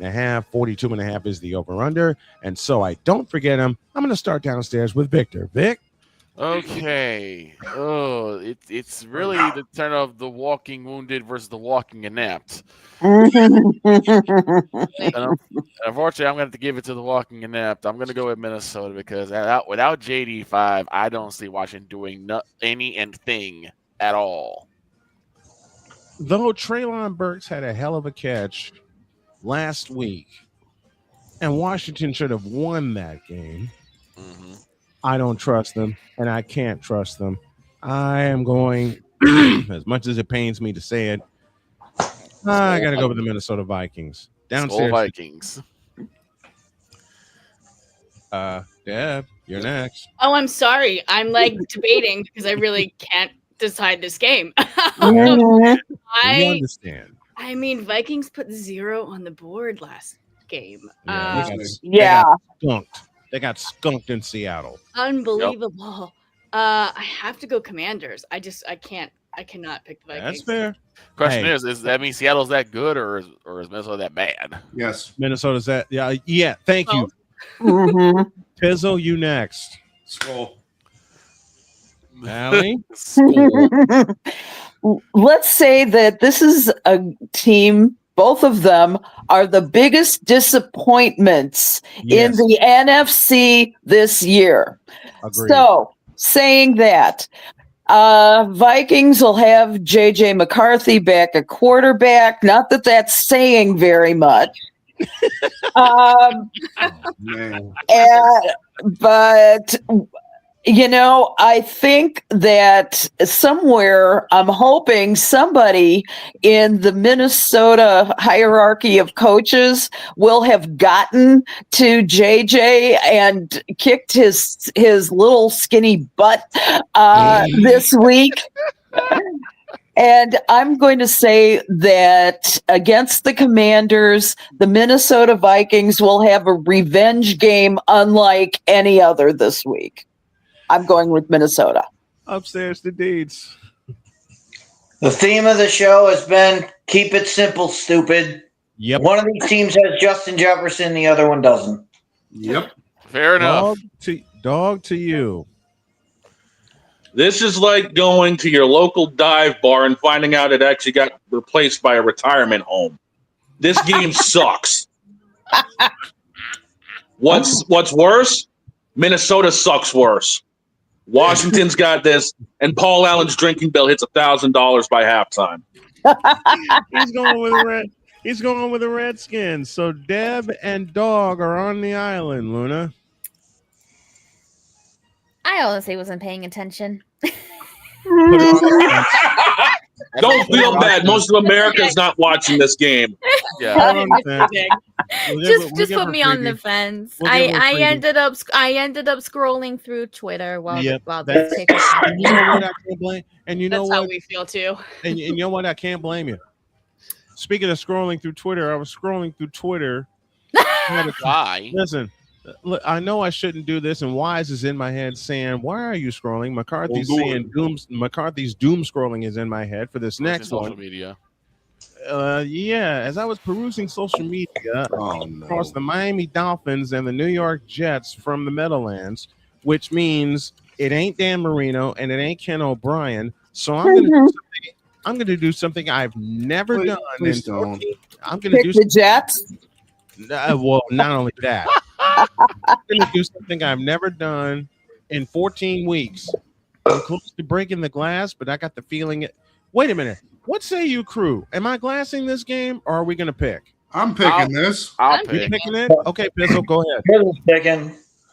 So I'm Pizzle's picking. Go ahead. All right. Pizzle. So the fact of the matter is Tua is 0-8 in games that are 40 degrees or lower, but the Jets are 0-7 against Tua, so something has to give here. True. And I'm going to go with the Dolphins. Call me a Are you biased for- bastard all you want. Give me the Fins. Are you voicing this game on Sunday? I will not because I have to work. Oh, man. I'll be joining you. Upstairs to Deets. Yeah, I'm going with the Dolphins. Allie? Well, the Dolphins are still in the playoff chase. Surprisingly. Yeah, which is one of the things. But the thing is that the Jets have played better on defense lately, and the offense have shown some signs of life. I'm going to take the Jets in this one. Oh, boy. Which means that one of my favorite YouTube channels, the New York Jokes, are going to be laughing. At Dog. me? At all of us. Dog to you. Do we really have to? Yes. You're gonna sit on the fence? No, I'm not sitting on the fence. Kermit the Frog is going to be too busy getting Miss Piggy pork. So give me Miami. Wow. Wow. Deb, to you. What in the world? Hey, Deb, try and Yeah, top that one. okay. Wow.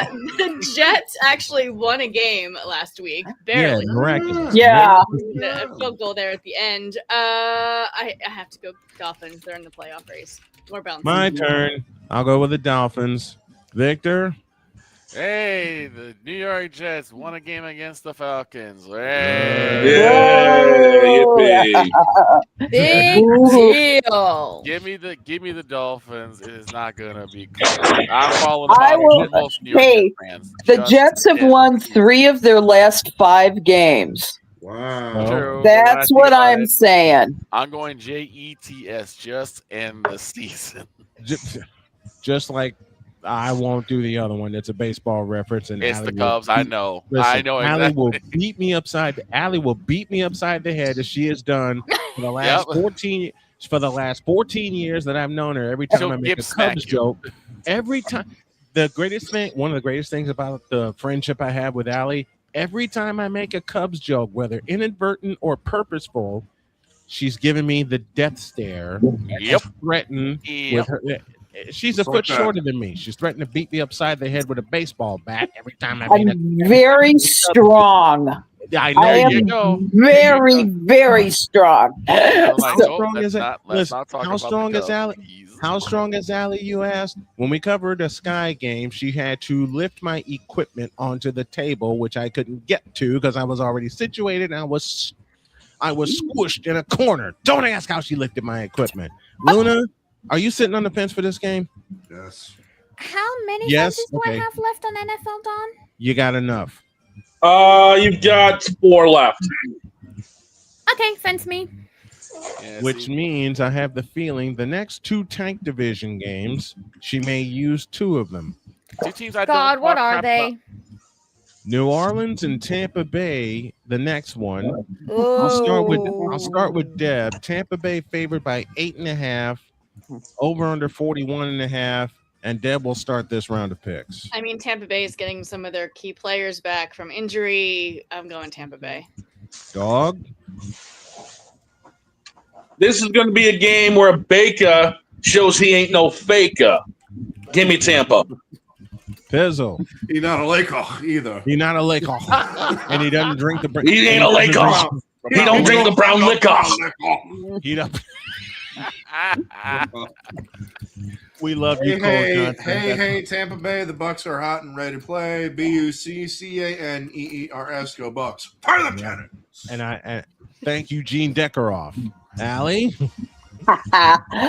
The Saints will be the 8th in this game.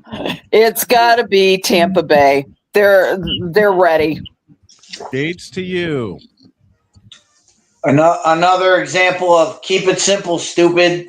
One team has Baker Mayfield, the other has a quarterback from Purdue. Which explains a lot. My turn. My turn. Lordy. Fire the cannons. Going with the Buccaneers. Fire them cannons. Victor. Yeah, it's gonna be a no-brainer here. Like they just try and give the division to the Buccaneers at this point. You'd rather see a better game between them and the Panthers. The Panthers are winning. And yeah, at least the Panthers are playing competent football, which means 3 words to Luna. Oh, wait. Are the Buccaneers Tampa Bay? Yes. They are. Ah, gotcha, Yes. gotcha. Okay, in that case, I'm guessing we're all in favor for Tampa? Yes, we are. Then sweep that Yes. ish. Let's go. It's Next all one has falling my into eyes. strategy. Next one has my eyes and voice on it. It's for first place in the AFC South as the Jacksonville Jaguars, the leaders, host the Indianapolis Colts. Colts are favored by 1.5, over under 47.5. Give me this dog on camera. Jonathan Taylor, Colts, don't let me down. Picking the Colts. Allie, don't let me down.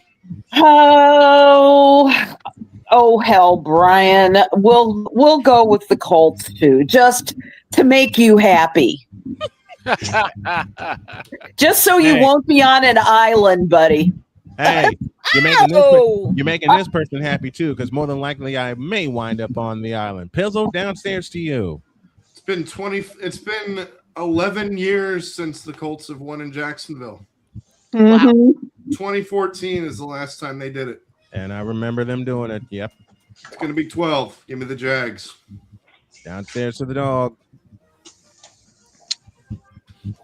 There ain't a big enough BTE trigger, one-winged angel, or anything like that. Indy's going to find out that they have another decent QB, and oh, by the way, Jonathan Taylor goes off for 250. Give me Indy to break that streak. Broken fibula. Upstairs. Say again. Daniel Jones has a broken fibula. Oh. Huh? And he's been trying to play through it, which means Taylor's going to get 30 carries in this game. I'm still picking the Colts, and here's my wanna parlay play of the day.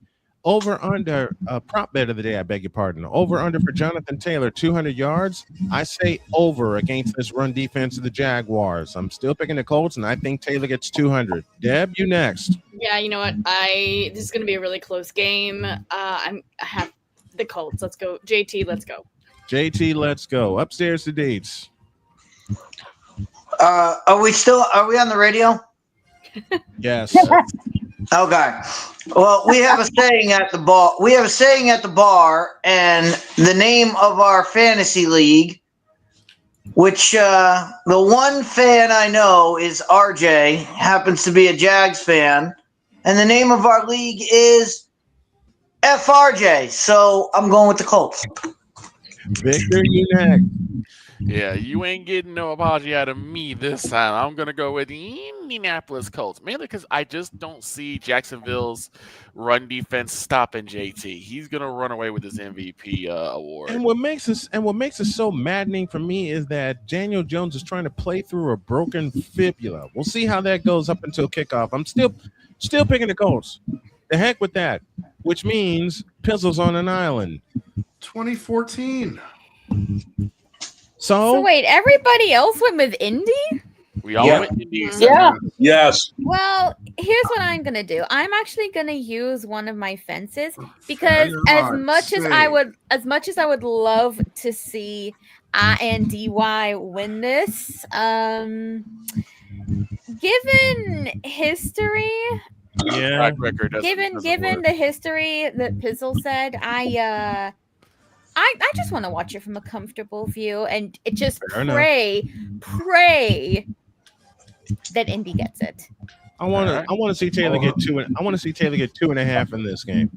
So yeah, even though I'm on the fence, I'm secretly praying. I want for Jonathan Taylor. I'm reminded of a game where they played against the Patriots and they hadn't beaten the Patriots in a while, and Jonathan Taylor sealed it with a 67-yard touchdown run. I say that's what decides it in this game. Let's go to Baltimore. Yeah. Can we just say Napoleon picked the Jaguars so we can have a apology on Monday? Yes.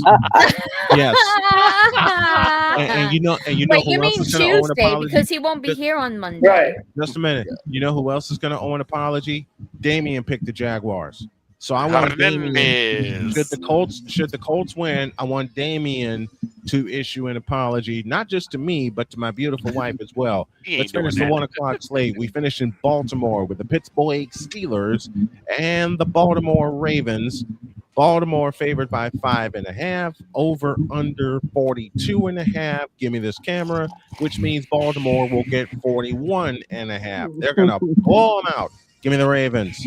Allie, to you. First place in the AFC North. Both teams coming off bad losses, both at home. Neither team's playing well. Ravens are a little better. I'm going with the Ravens. Pizzo, to you. Go with the Raven. Nevermore.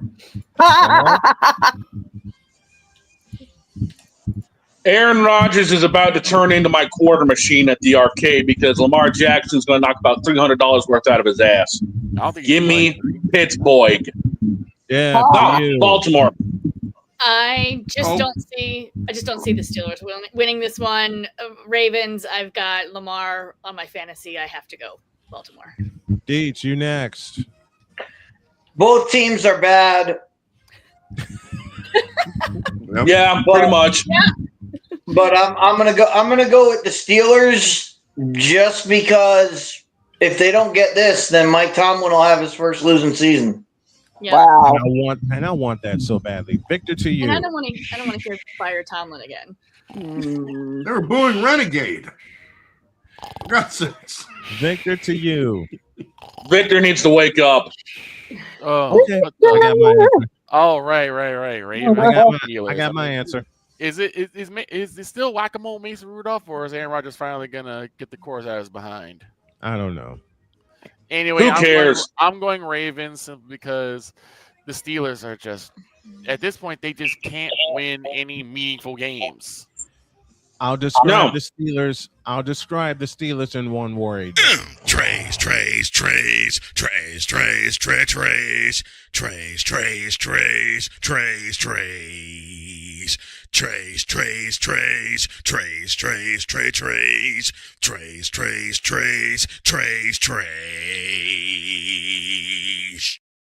And if somehow the Steelers win, we all know the reason why. Because yes, Lamar, it is you. That's a lie.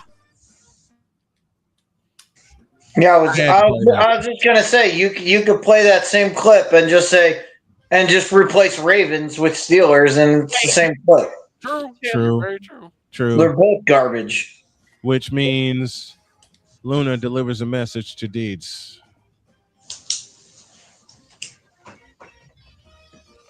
Luna, wake up. Maybe.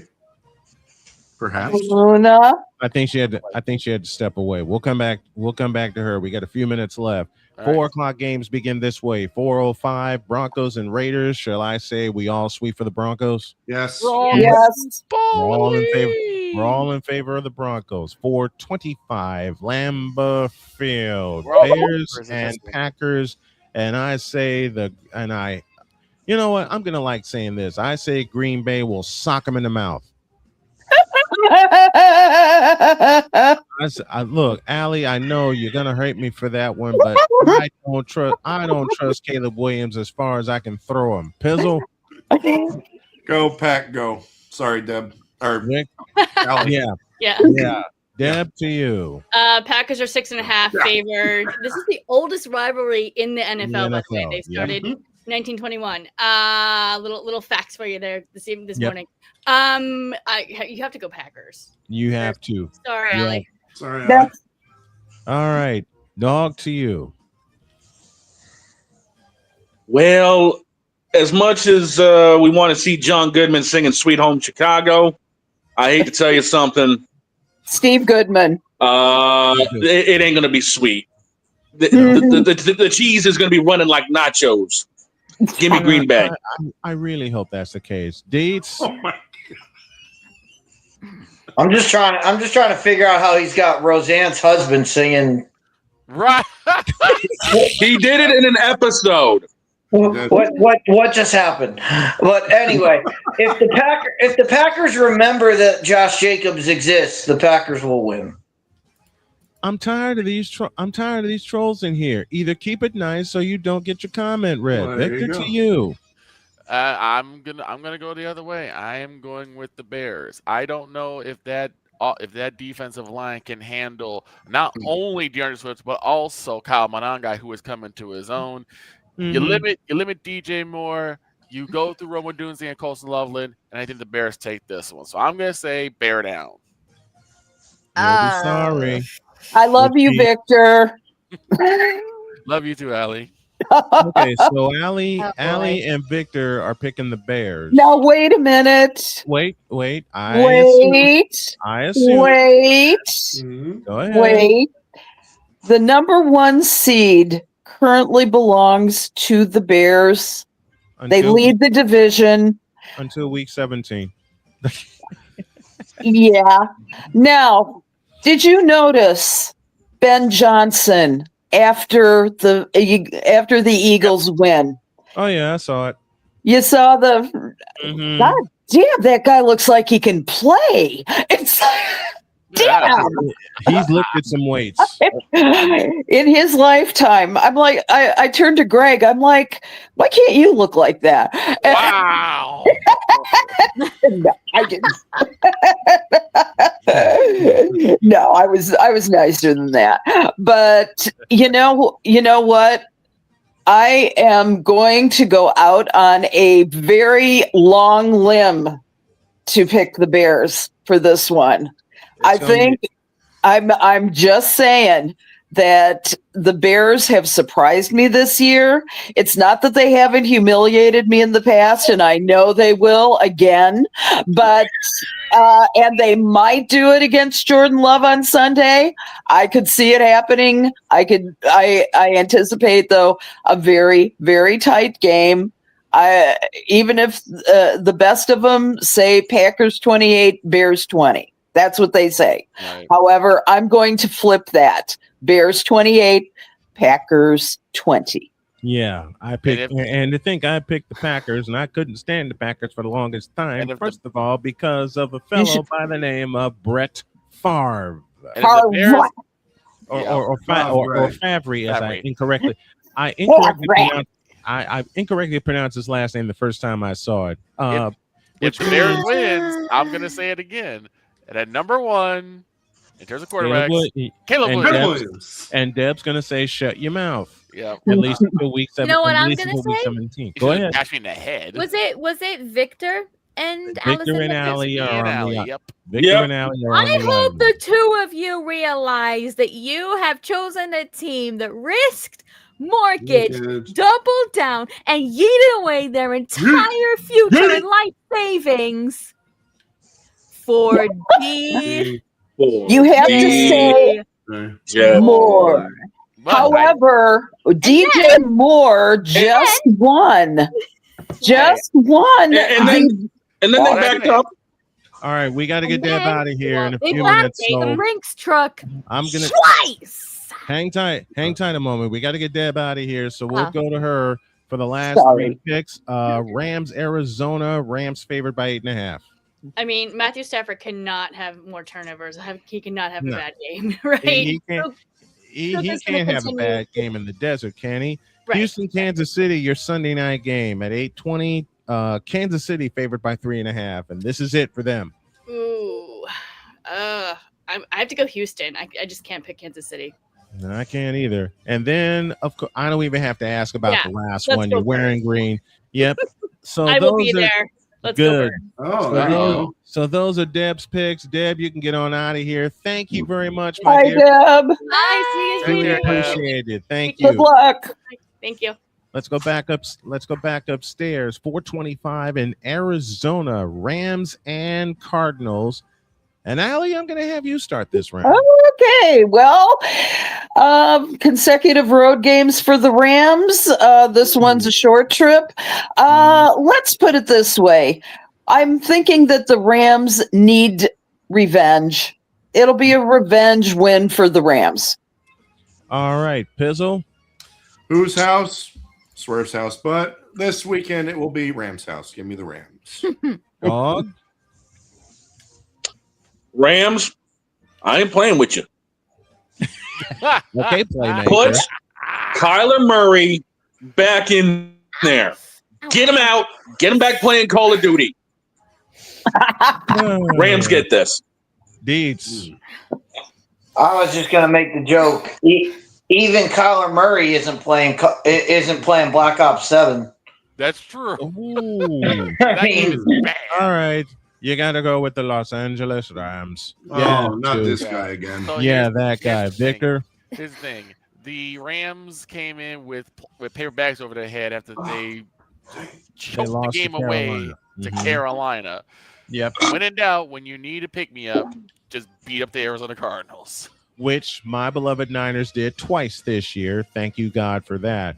Give me the Los Now Angeles the Sunday night game, and I am going to put my ears on for this boss.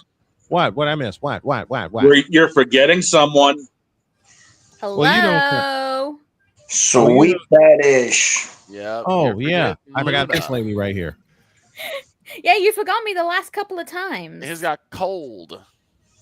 I got cold and I got frost brain. We thought you had stepped away, Jen. Yeah, because a couple of times we came to you, we didn't know if you had stepped away or not. So I'm sorry. Well, I'll catch you up Yeah, here. We called. Deets called for. I think you got this one. Deets called for Pittsburgh to beat Baltimore. The rest of us picked she was there for Baltimore. that So I one. think you got that one. The one you missed, we called a sweep for. I don't think I picked that one. No, that was the first one she stepped away for. Okay. So you have a message for Deets on the island for Pittsburgh and Baltimore. Right. I cannot believe we're trusting freaking Lamar Jackson again, but whatever. Yeah, that or Aaron Rodgers. Either one is a storm. This is one of those moments where I wish I could call glass, but I know I can't. Fine, just give me the Ravens. And Denver and Vegas, we called for a sweep. Oh yeah. In favor of Denver. Denver. Let's sweep that Denver in. Broncos. Believers. Then Allie and now we're picked Chicago over Green Bay. The rest of us picked Green Bay. I was starting off on that, but then you interrupted me. Yeah, because to see Deb Deb had to off. go. There's a birthday wish in the chat. We'll say happy birthday, Emmy, from the Skibbity Friends. Happy birthday, Emmy. Hope you enjoy your birthday. Happy birthday. Hope your team wins. And we called for a sweep of the Rams over Arizona. Yep. Oh yeah, definitely Rams sweep, no question. As for the Chicago Bears, again, like I was saying earlier, after the DJ Moore thing, and then you backed up the Brinks truck twice For Caleb Williams. You mean number one quarterback, Caleb Williams? He ain't the number one quarterback. Shut your mouth. Yeah, shut your mouth. All right, to the Let's not forget. All I'm gonna say on that game is that the Bears have had a good run, but I think their winning streak stops here, and hopefully it stops for good. I refuse to trust DJ Les and QB Miles Sauce. Thank you, May I just point out, people, that DJ Moore was just named the recipient of the Walter Payton Award this year.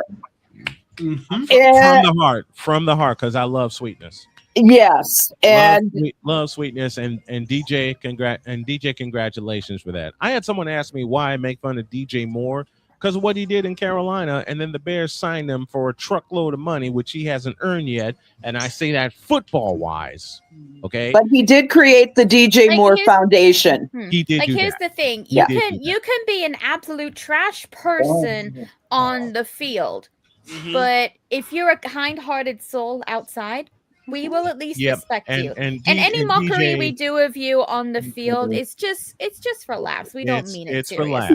It's just for pure. It's just for pure laughs. And the ones entertainment. It's for entertainment. And the ones who've written with Snowman in the morning the past 12 years know that. Houston, Kansas City is where we are next. It is Kansas City favored by 3.5. Over under 41.5. I'll start. We had to do the picks quickly to get Deb out of here because she has to head to Rams practice. I will start this round, and I'm gonna say sound the alarm. After the performance that Houston had last Sunday in Indianapolis, Indiana, of which I got playfully scolded for because I couldn't call the game because I couldn't access it. I'm going with Houston. I'm going with Houston. Allie, you next. You know, I'm going to go with Houston too. Basically it's a playoff game for both teams, and the Texans, playing consecutive road games. Their defense is great. They've been playing great in recent weeks. So Texans. Pizzle, you're next. Give me the Chiefs. Okay, he's still holding on to the AFC champions. Dog, to you. Dear Kansas City Chiefs, Hawk Harrelson said it best. Your season is over. Whoa. Houston wins it. Pete, you're next.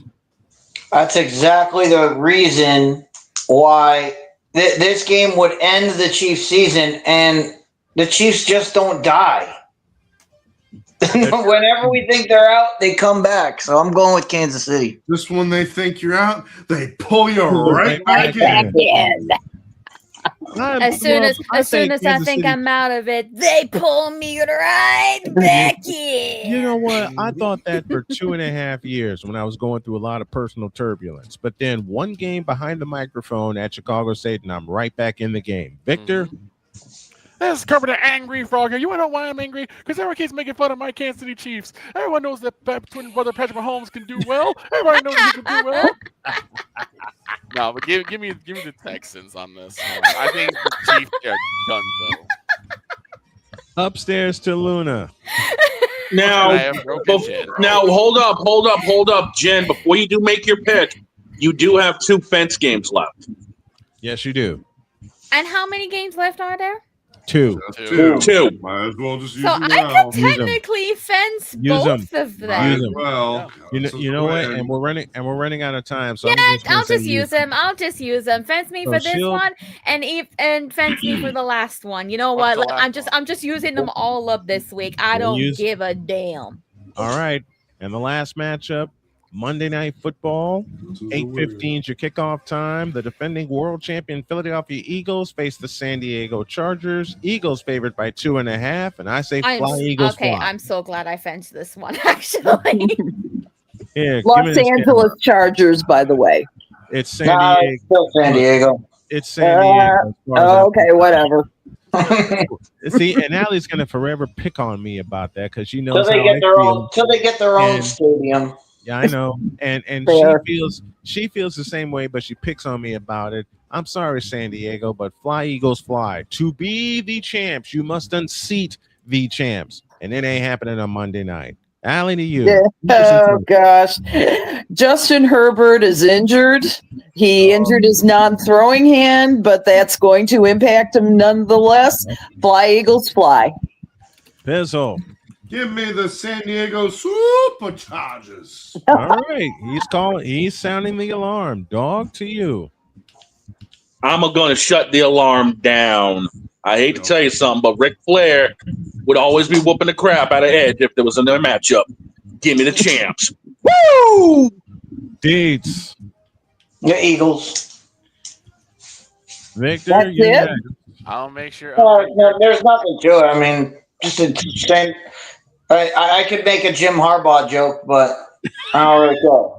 I'm gonna say right Don't now, do I do not need Deb coming down here egging my house. So I'm gonna go with the Eagles. I don't need that back in my Because my house. I'm going to say this up until the end of the season, because no, San Diego, you are not the Dallas Cowboys. You can't beat the Eagles. Oh dear God. Oh dear God. Which means Luna has a message for Pizzle, who's on the Another island. one. I thought I said I was already on the fence for this. Oh, you one. did. on the She fence. did. She fenced it. She fenced it. Which This means, is one ladies I and gentlemen, definitely those are had to fence. which means, ladies and gentlemen, these are the pictures held bound to go wrong, brought to you by Wanna Parlay, the world's richest parlay, and BetUS.com, where the game begins. Get me the hell out of here, please. Ow! Every time. Every time. Have a great weekend. God bless. Remember to make your next move your best move, and always remember, if your dreams don't scare you, they're simply not big enough. Dream big, do bigger. We hope y'all are too. And don't No, I'm don't not. throw that book upside your head. Q Queen. Follow the Q Queen on Twitch. No, come here, We're come out. here. See I'm you fighting later. you. I'm